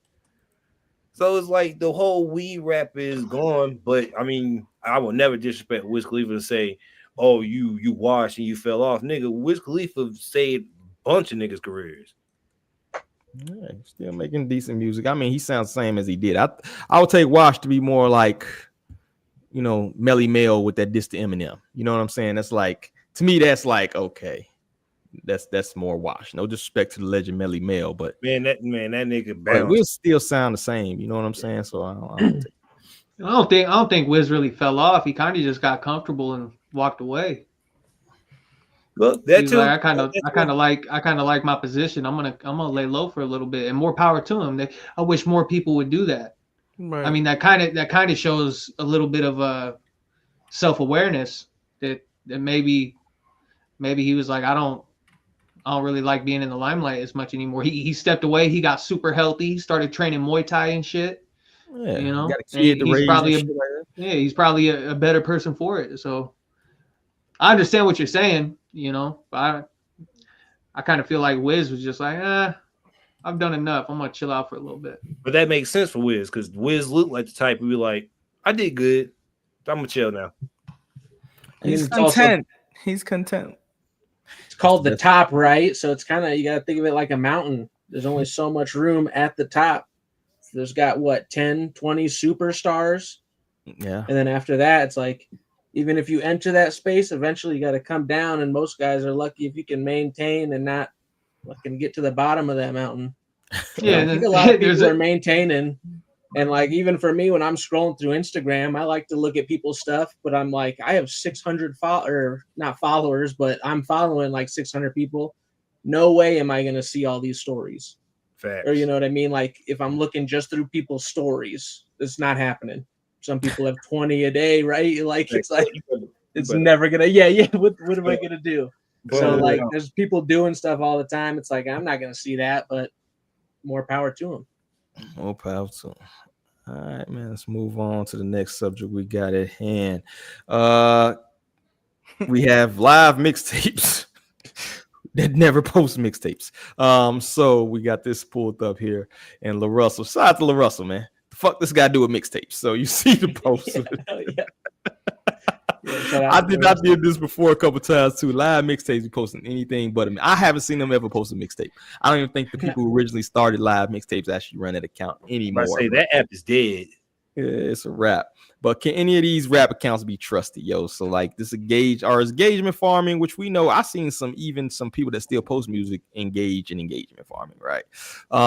Is engagement farming fair play, or this is just kind of indicative of hip hop media now? Like these nameless, faceless accounts posting engagement farming. What do y'all think? That's just like media in general now, you know. And shout out to LaRussell. I mean, he pretty much summed it up with that quote. But shout out to LaRussell. Like, you want to talk about a dude that's doing like grassroots, like from the ground up, bringing people up where he's from, doing funding his own shows, doing public events where people ain't even got to pay, like in courtyards and shit like that. My brother-in-law has done live sound for him down in Oakland a few times, and I guess he's just like he's one of the most down-to-earth, coolest dudes you'll ever meet. And he's really like he's got the bay on his back right now, and he's running full steam. So shout out to LaRussell. Shout out to LaRussell. Yeah, I've heard similar things too. Go ahead. No, shout out to him, and he kept it real with that fucking tweet, because I do feel like a lot of these pages are just like, you know, just trying to post what can get them engagement so they can get the check. You know what I'm saying? Elon said, "You pay me, I pay you." So they like that. But you know, it's crazy. When I saw this tweet, I didn't even realize my mixtapes posted it. So it's crazy that that's what they doing now. And another thing too is like, I think this is now the trend with some of these pages.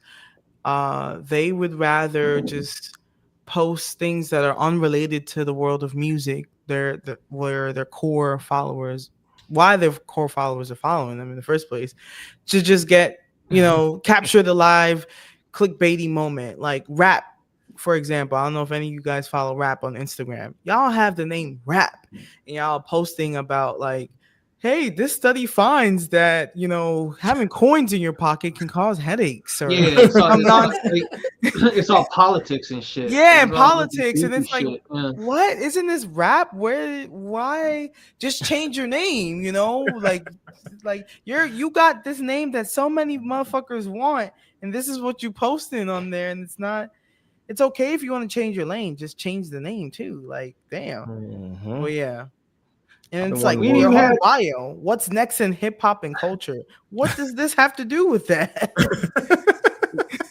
We didn't even have fucking mixtapes in like 10 years. They should have changed their name a long time ago. Yeah, long time ago. But you know, they probably sold it and then they just keep the name. That's kind of what happens sometimes. But I mean, even like World Star Hip, I wanted World Star to change their name like 20 years ago. You feel me? Like World Star Hip Hop barely post music these days. They used to post like those, like people used to pay them like them 2 a.m. posts where they fucking have these videos of these lower tier artists or whatever. They also used to have some exclusives that they used to drop. I don't think they do none of that shit no more. It's just like all ratchet shit. They basically TMZ with a hip hop name. Right. At this point, you know, and it's just kind of, I just wish that it was some kind of mechanism, right? Some kind of mechanism to like gatekeep. I think the Zulu Nation once upon a time actually had a lawsuit against World Star because of that name, because they was trying to gatekeep hip hop, name hip hop. As you kind of could tell, a lot of people using rap and hip hop to just put up ratchet shit, right?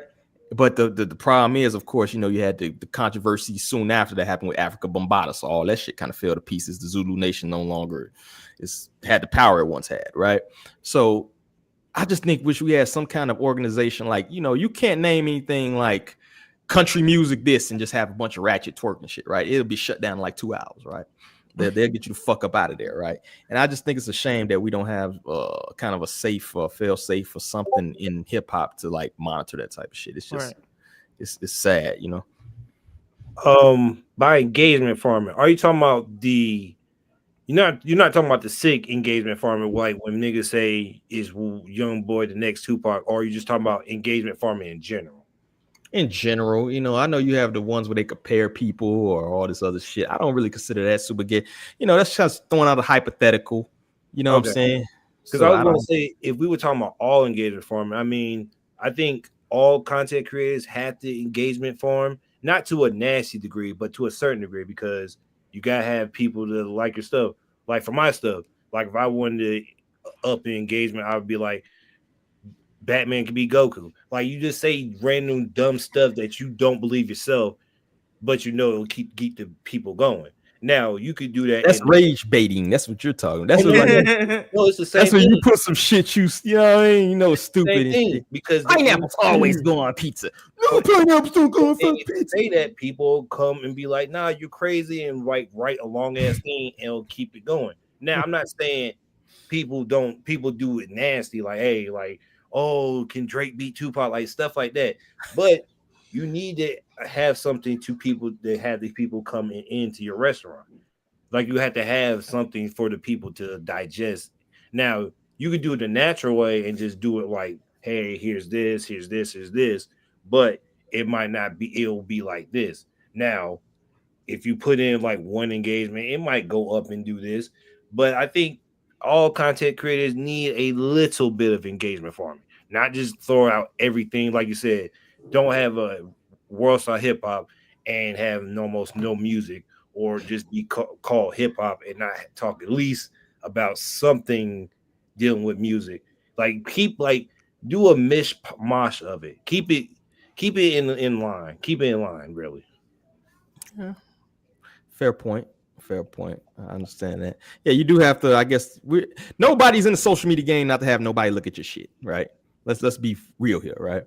We can talk ethics, we can talk all that shit you want, but at the end of the day, it's subjects. I'll be honest, some subjects on here I don't really give a fuck about sometimes, but we do have to discuss it because it's part of what's going on, right? It's part of what's out here in this culture. So I totally understand that point. I may not necessarily have my heart and soul about Cardi B, right? But we need to talk about that because that's relevant in the culture, right? But at the same time, if you're going to do something, do it in a classy manner, kind of like what you were saying. You know what I'm saying? Have some ethical. Don't just throw out some crazy shit just to fucking get Elon to throw you a $72 check. You feel me? That's called prostitution. So all power to you. I don't judge people on how they get their money, but still know if whatever your conscience is.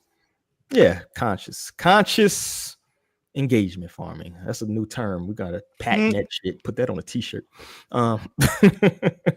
Any last thoughts on that, man? And shout out to LaRussell, like you said. I heard I actually did an interview with a cat. There's a promoter in Chicago area.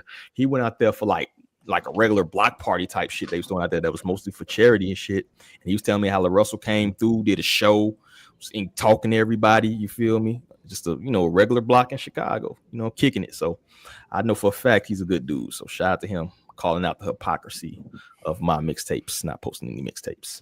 Post some mixtapes, whoever running that. You know what I mean? Any last thoughts on that joint? All right, let's move on. This might be the last one before we go into it because we run a little bit behind. Jay-Z Rock Nation, which we just had some breaking news, right? But we gonna get into that as we go along. But Jay-Z Rock Nation back casino bid shot down amongst cries of elitism and greed.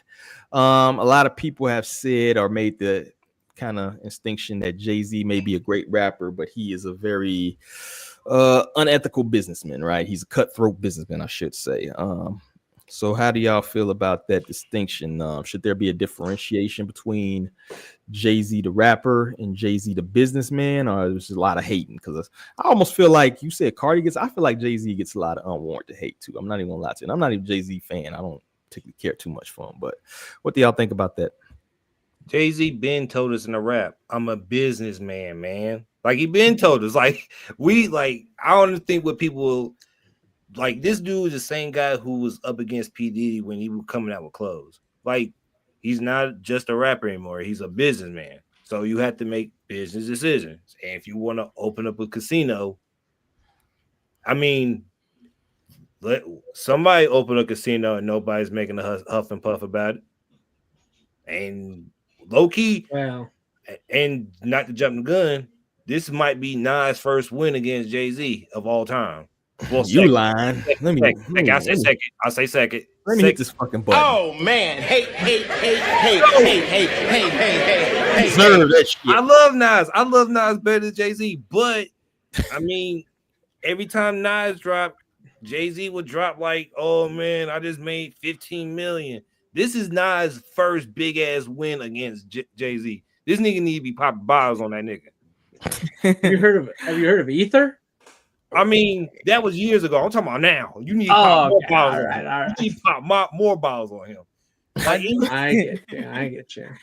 I see why he gets the hate business wise, because I've seen the impact of the businesses that he's chosen to co-sign. Like, for example, Barclays Center, great for basketball fans, horrible for the Brooklyn natives that live there. Like, I was still living in New York at the time, and I remember seeing the structure go up, and that's very much the time where the prices went up for living, and when my family had to move, and then slowly as that just opened up, the people just felt like, hey, everything has to go up, right? So I do think there was this fear of, hey, Jay-Z, you already did this project in New York. There are people it changed the landscape of the city. And at first it was for better, but now people are afraid to ride the subway. So was it for the better? You know what I'm saying? Was gentrification for the better? Whatever. Yeah. Then we have this casino deal where it's in Times Square. If you go to Times Square now, for tourists, it's great. For people that live there, Times Square is a zombie land. It's like when people say, oh, if you go to LA, Hollywood is really like zombies over here. That's what it is. Like you feel the heebie-jeebies over there. Like, you know what I'm saying? You don't want to be there if you don't have to. You know what I'm saying? Like, so I think with this, it's just like, no, we don't need that in Times Square. It's already disgusting. And it'll probably look like another Atlantic City. Atlantic City, if you, look beyond the casinos, it's a struggling neighborhood with a lot of drug use and things of that nature. So where Nas was going after it, Queens, they already got the casino over there type shit. You know what I'm saying? So it was like, now this is a partnership to extend it. So I do think there was just a smarter, he made the right move with the right people. You know what I'm saying? Like, whereas Jay, he already got that stain with, you already did the Barclays. And some people feel iffy about the NFL deal too. Like, hey, your whole thing was, hey, I'm doing this partnership. I'm gonna make sure Colin is good too, right? And that, you know what I'm saying? For whatever reasons, people say like, well, was Colin really good throwing wise? Like, was it worth it? But I think that's where he gets that hate from. You know what I'm saying? I still, as a rapper, respect his music and everything like that, but I do see why business-wise people will be like, nah, you disguise it as for the people, but it's really for you. And if you would just say, yo, I'm making these moves because I'm a businessman, man, versus for the people, then people will respect it more. Yeah. I mean, has he not said that though? My thing is, has Jay ever pretended like he's a man of the people? I mean, I've never seen, like, to me, like Kendrick kind of obviously, whether for better or for worse, whether he's doing it or not, he kind of gives off that aura like, I'm for the people, I'm fighting the machine. I've never gotten that from Jay. I feel like Jay wants to be the machine. He wants to be the top cog in the machine. You know what I'm saying? So you're kind of going to get what you get out of Jay-Z. You feel me? I don't think there's any, and he's always been cutthroat. Like, he cuts people the fuck off. There's no reunion tours with Jay-Z. Yeah, Jay-Z look how he is with his own family. You know what I'm saying? Like, if you cut off, you cut off. I don't know what sign. I'm not big into any of that astrology shit. I don't know what sign this cat is, but whatever it is, it's the one that don't. Seagull. I feel bad for that man. Even like the 40-40 club, like it was like his name was attached to it. But it's like, that's for the elites. That's for people, you know what I'm saying? They want to try. It's not, he didn't make a club in the hood where Marcy, you know what I'm saying? Like, Marcy's son. Yeah. You know what I'm saying? He made this in the heart of the city, you know what I'm saying? So I think people was just like, okay, we've seen the effects of the things that you bring. It's not necessarily like, I guess they would rather trust Nas this time. Nas gives that for the people kind of vibe, even though he's like gangster, but Jay-Z gives for like, if you look beyond what the words that he's saying, it's like, bro, you know this is for you and your wife and your kids. I was gonna say for Jay, it's kind of like, I think some of the issue could be like, you know, he's a businessman, right? Blah blah blah, but now he's starting to become a mogul, right? Billionaire, and his money is affecting more people's lives, right? It's not I have an alcohol brand or I have a clothing brand and a record label. It's I own a big chunk in Brooklyn or what stuff like that, where it's now raising people's actual rent prices. Rockaware was not raising my rent, right? But the Barclays Center is. So that's actually like some of these moves that he's making are going to touch people's lives more, right? And then I think on the other end, there's a bit of like Jay's seen as one of the greatest of all time, right? The top of the game to a lot of people. And so it's also weird that somebody at the top of hip hop music and for the people kind of, it's like you're making moves that aren't for the people. So that just, they don't really mesh that well, in my opinion. Yeah. You only get to that position by protecting your money. And that's what he's trying to do. I just think he don't give a shit. Like he's a business. He's trying to make sure Remy and Blue and all them he's trying to make sure his family's straight. You feel me? So that's what he's gonna do. He's gonna make sure self-preservation. I get it, but at a certain point, it's like your family's straight. You guys have been straight. You could break. You could not rap again. You don't need to put as somebody. I don't know if you guys have seen, like when you start getting those casinos in places, it's spread through the Midwest, and like that shit's not good at all. Like it doesn't bring good things to the community. Like it brings money and it can bring jobs, but it also brings a lot of other bad crap around, honestly.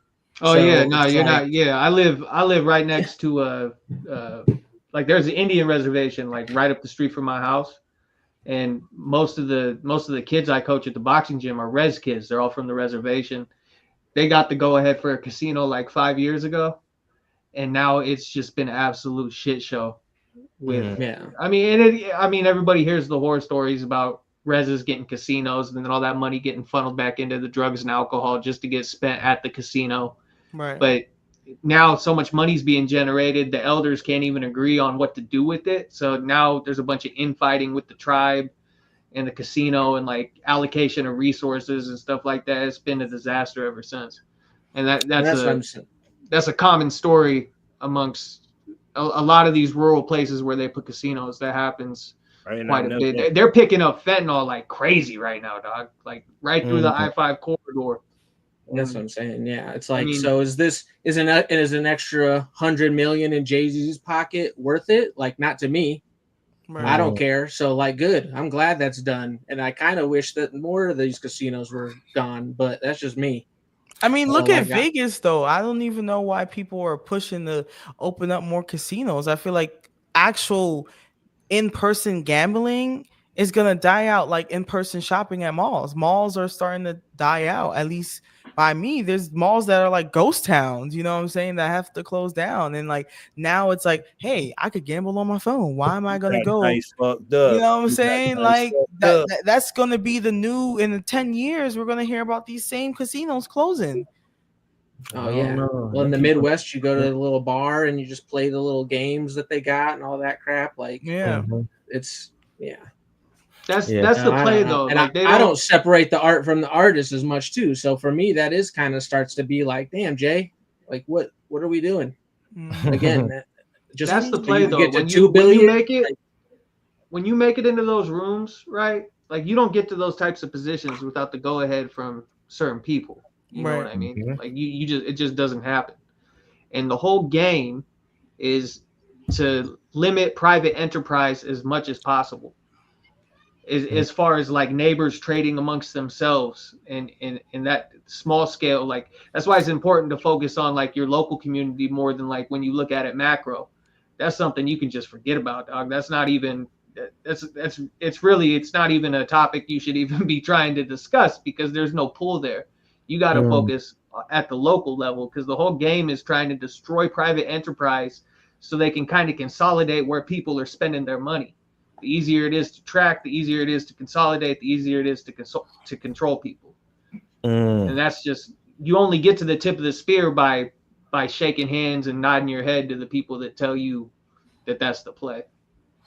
That's what I'm talking about. Getting your conspiracy bag. Take this year. I mean, it's not even a conspiracy though, bro. Like he's past that point. If Jay were a philanthropist, a real philanthropist, he wouldn't be in the position he's in now. Facts. no real philanthropist gets to the point where they got $100 billion in the bank, because if you were a real philanthropist, you wouldn't have no $100 billion in the bank. It's like what's that lady name that writes the Harry Potter books, whether you agree with her politics or not, right? She still gave away so much money that she went from like a billionaire to like 100 millionaire or some shit. Like, that's what happens. You give away money, bro. Like, you know what I'm saying? So yeah, a lot of that times it's a tax write-off anyway. A lot of times cover tracks, other shady shit you're doing. But I think in Jay-Z's like kind of defense, I have heard that he's done shit behind the scenes for certain rappers, whether that's a political play, you know, whether helping out the Lil Waynes or something. I know it doesn't necessarily help the community, right? But I have heard he does little shit for people that he fucks with, you know what I'm saying? Gives them chances and stuff that, you know, that doesn't get publicized a lot of times, right? Mm-hmm. So, you know, I don't think anybody is necessarily all evil, all good, or whatever. This may be a bad move overall. But also, when you get to a certain level of billionaire, millionaire type of shit, you know, they kind of look at money different. You feel me? Like, it's different when you in those rooms and shit like that. And it's not even liquid money. A lot of times they have. A lot of times it's your net worth, the assets that you have. That's why they was able to say Kanye went from a billionaire to, he only got 200 million now. It's because they're doing just evaluations of your business, and they're saying, because you said these comments, your business now is not worth that much as it used to be. So a lot of these numbers aren't really like ingrained into actual money in the bank. They are projections of your businesses and things of like that nature, right? And at any given moment, you can have a $1 billion business, and that shit can be gone overnight, right? You know what I mean? Yeah, it's an asset versus liability structure. That's how you that's how you even get to that point to begin with. That's why I brought up he's just trying to protect his money. So you invest in assets and you limit liabilities. That's how you get to those type of positions.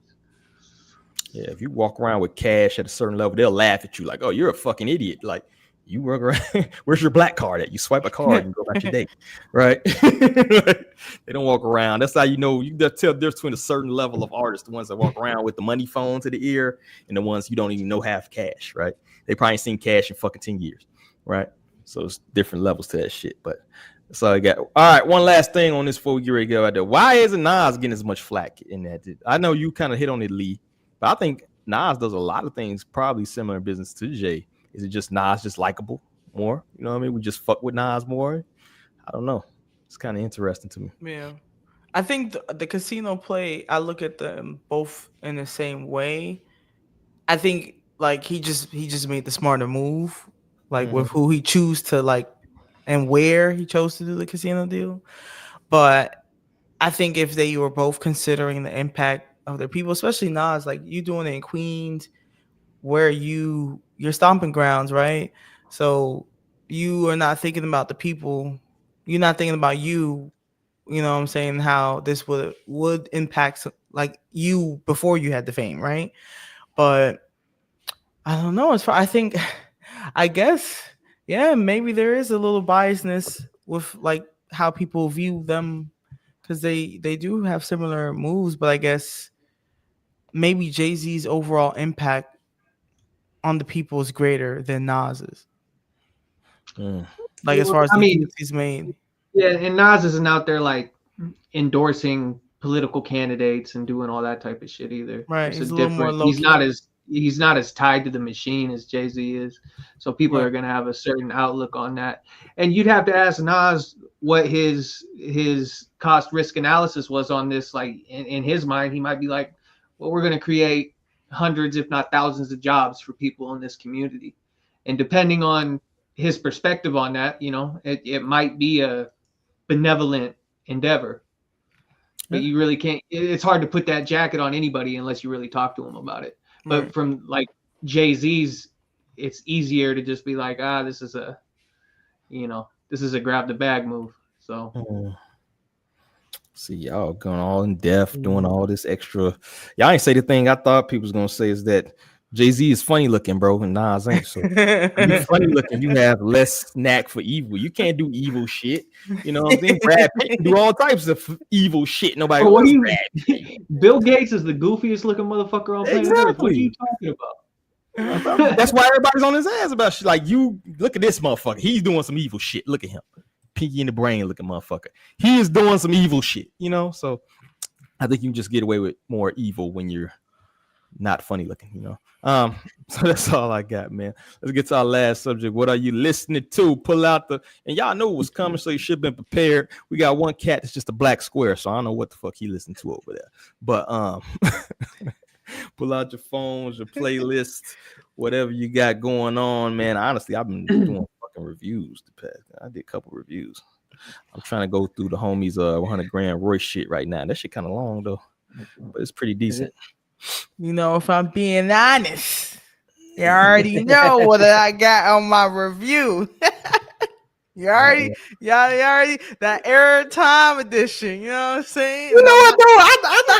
I tap you more as boom bap type shit. I am versatile. I like it all. I didn't tap you as the ratchetness, not the I listen to it all. You know what I'm saying? You gotta get a balance. I throw some Future and listen to Dope Boy shit every once in a while. I listen. I seriously do listen to it all, y'all. Like I listen to mumble rap, ratchet rap, boom bap. I love it all. Like I love to just like spread my wings within the hip hop space. But outside of Cardi B and stuff like that, because she actually just dropped apparently 7 songs on the website. She trying to get them sales up. Yeah. Outside of that, Honcho had dropped a project for her too. Yeah, I saw that. Trying to review that. And then I've been spending some time listening. Some of the music submissions that I had that I reviewed on the last episode was really cool. So like Vinny Dangerous, he has this song called I Was Depressed Today. I really like that. E King, he's a producer. He works with this guy, Reese already. He has a song called Wallpaper and Prices of the Brick Going Up. I thought that was pretty fire. And then this dude, Captain Brick, he has this project called Salute Me or Shoot Me. He's out of Redden, PA. His project is pretty dope. And I did a review for his song called No Breaks. But yeah, I've been spreading my wings with everybody, mainstream, underground. I really try to listen to it all. So, you know. You said that name. I had to. Captain Brick is getting added. Yeah, that's a hell of a name. Right. I feel like his whole branding too is pretty fire. Like he does this segment where it's like salute or shoot it depending on the verse if you like it, type shit. But yeah.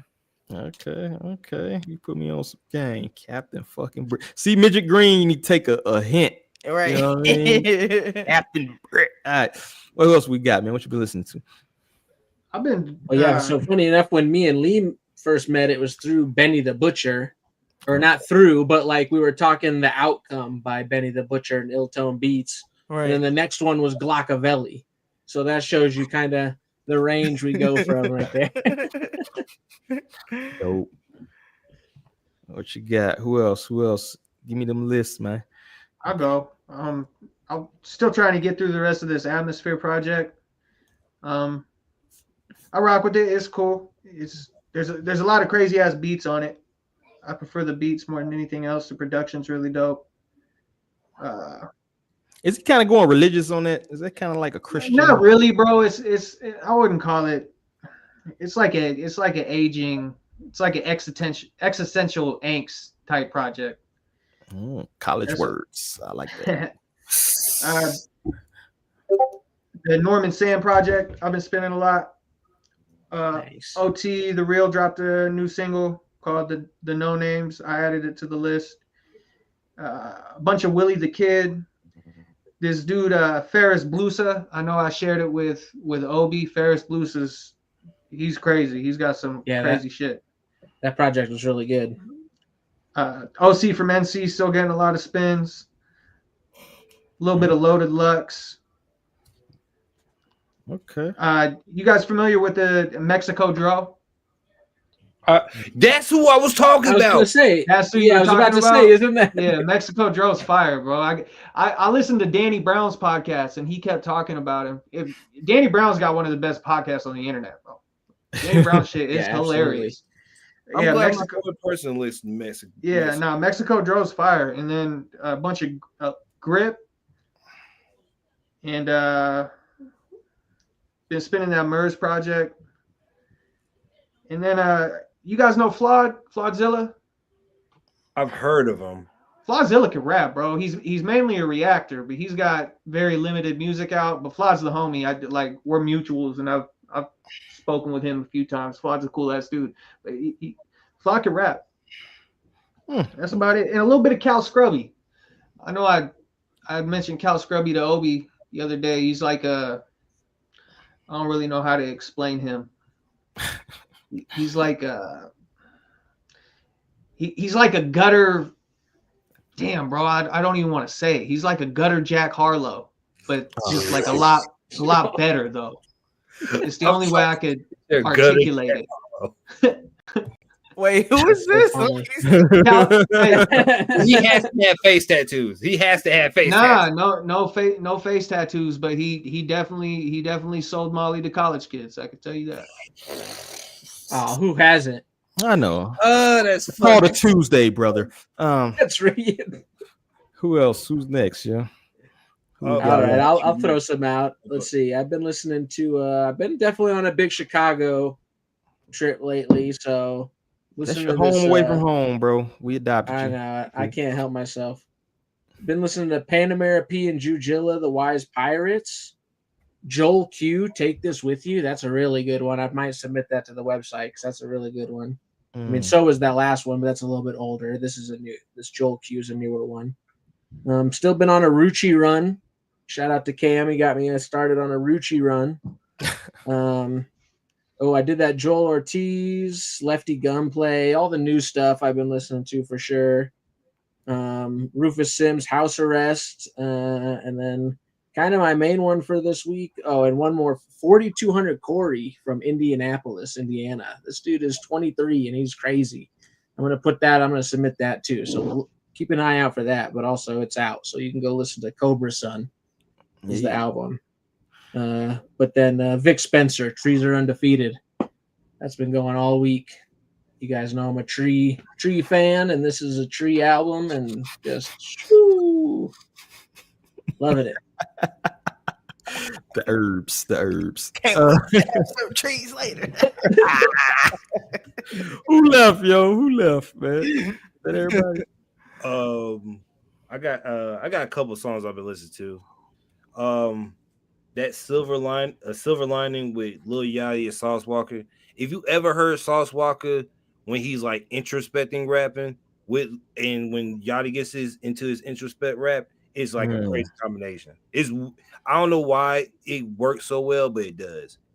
But also it's kind of weird too, since Sauce Walker's been talking shit about Young Thug and Yachty from Atlanta. It's kind of weird, but I'm just here for the music. Tony Snow dropped the project, Self-Portrait. It's really hard. I think I got halfway through it and I was like, damn, Tony Snow actually is probably gotten better throughout the years, because normally he'll be rapping great, but the beat will just be weird. And since I like weird beats, it'll just hit.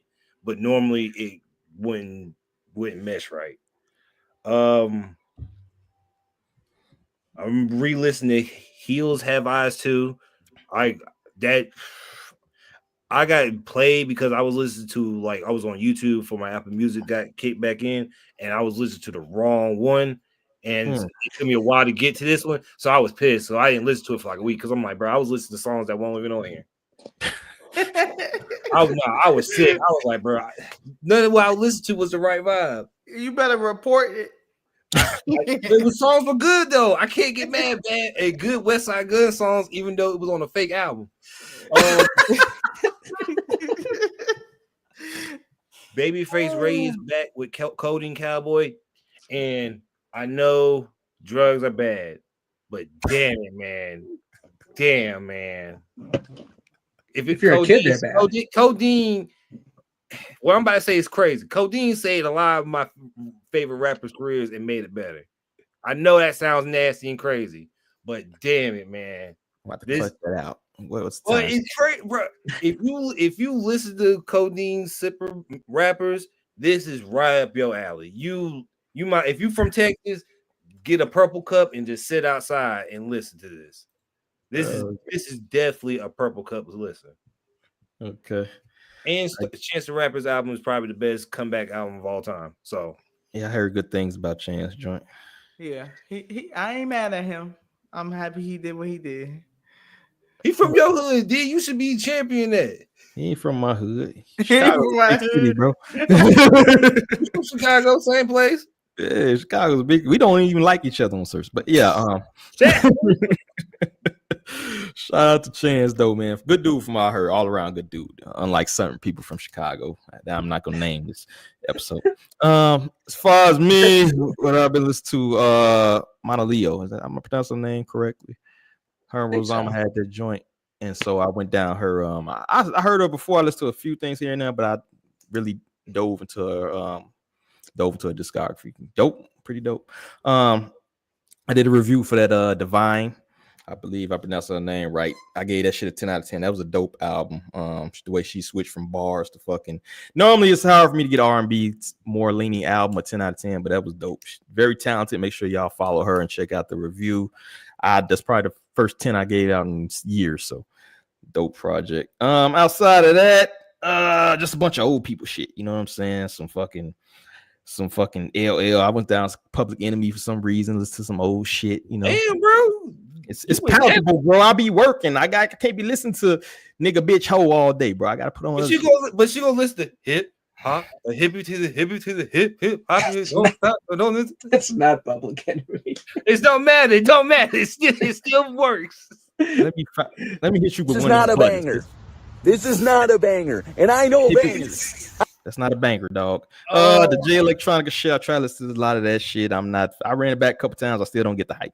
Spitta just dropped some new shit. Spitta baby, bro. I fuck with the Detroit rap. That's about it, bro. I listen to this dude. Actually, I've listened to some reggaeton type shit, bro. Casca Cuela, some Colombian dude. Taking me back to Mexico City. You know what I mean? You heard, dude, they dope. They got some trap shit down in South America, dog. Dope. But yeah, that's about it though, man. That's about it. That's all I've been listening to. So I'm gonna try to get to a couple reviews. Like I said, I'm listening to 100 Grand Roy shit. Shout out to 100 Grand. We got the interview with him. Might try to get him on the pod one day, man. But shout out to Harlem, son. I'm gonna try to put you on Rio de Young OG before the end of this month. Well, before the end of next month, I'm gonna put you on Rio. Okay, check it out. But yeah, man, that's all I got, man. So the last minute, I'm gonna give it to y'all, my good peoples. If y'all been working on something, we're gonna tell the 147 people still sticking around. What we're working on, promote that shit, sell that shit, get them dollars up, them views up. So when we start with Lee, what you working on? So, you know, I told y'all I've been vibing to the album Cardi. I got an episode coming. You got name drop. You that like 5 times. Yeah, you name drop. I'm fucking with that shit. Yeah.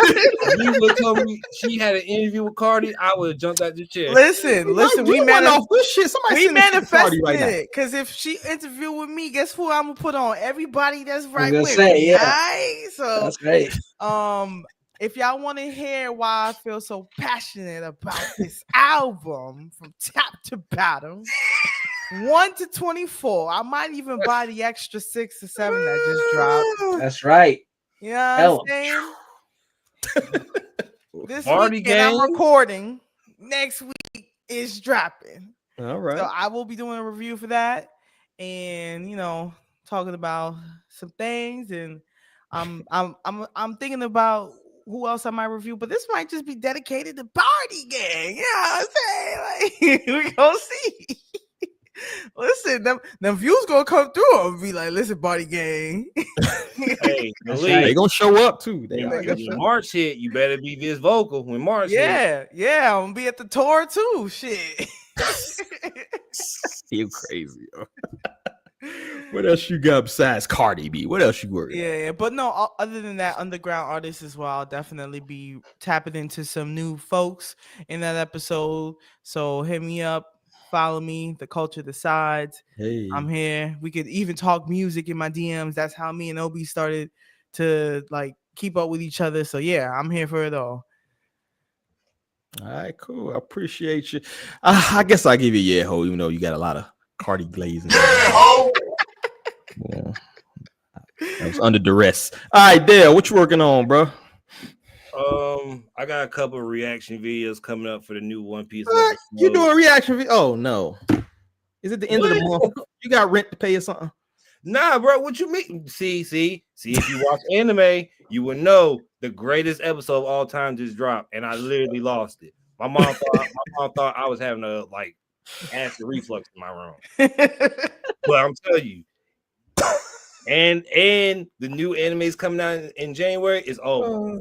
When JoJo Part 7 come out, you gonna see me every day in a cowboy outfit. I'm gonna find a horse. If I can find a horse, it's over. I love the dedication. Walking like stranger, everything is over for it. I'm being country twang and everything. Listen, if we get the anime nerds in on this shit, we good. I'm in. Hey, I'm quitting. I resign. Obi, you hosting this shit, bro. Get up. Oh no! Hey, I low-key thought Obi watched anime. Obi looked like he know everything about everything. No, I didn't wear. I didn't used to wear glasses. So was that change it? Like that, because that's how I used to be, like more like that. Take glasses off. That's funny. Nah, that's hilarious. Obi be in the trenches, man. You better don't let him fool you now. Obi be in the trenches. He got the socks hat on. You feel? I don't know anything about anime. I'm not gonna lie. No man's shirt is over. I'm never.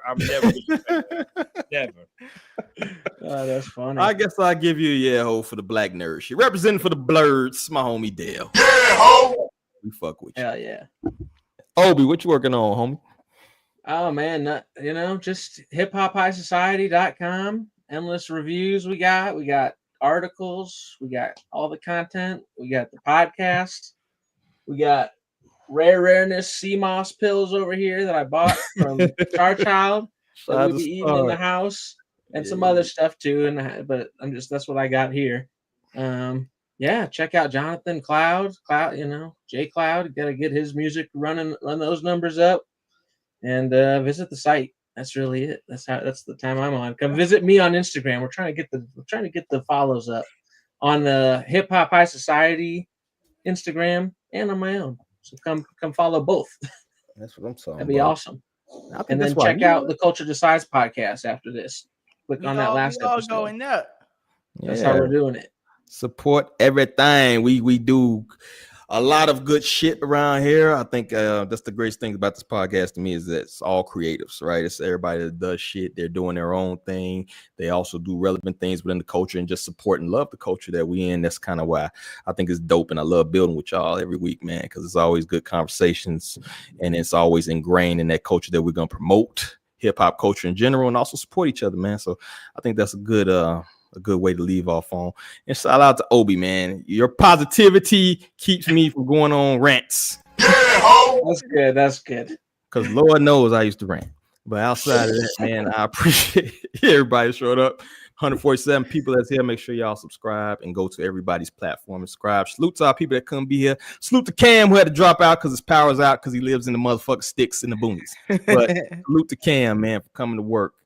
Albeit late, but he still showed up. But outside of that, man, I appreciate my panel. I appreciate everybody who watching us, and I appreciate all our family that couldn't make it to this episode, but they're supporting us in the background. So outside of that, say peace. Let's get up out of here.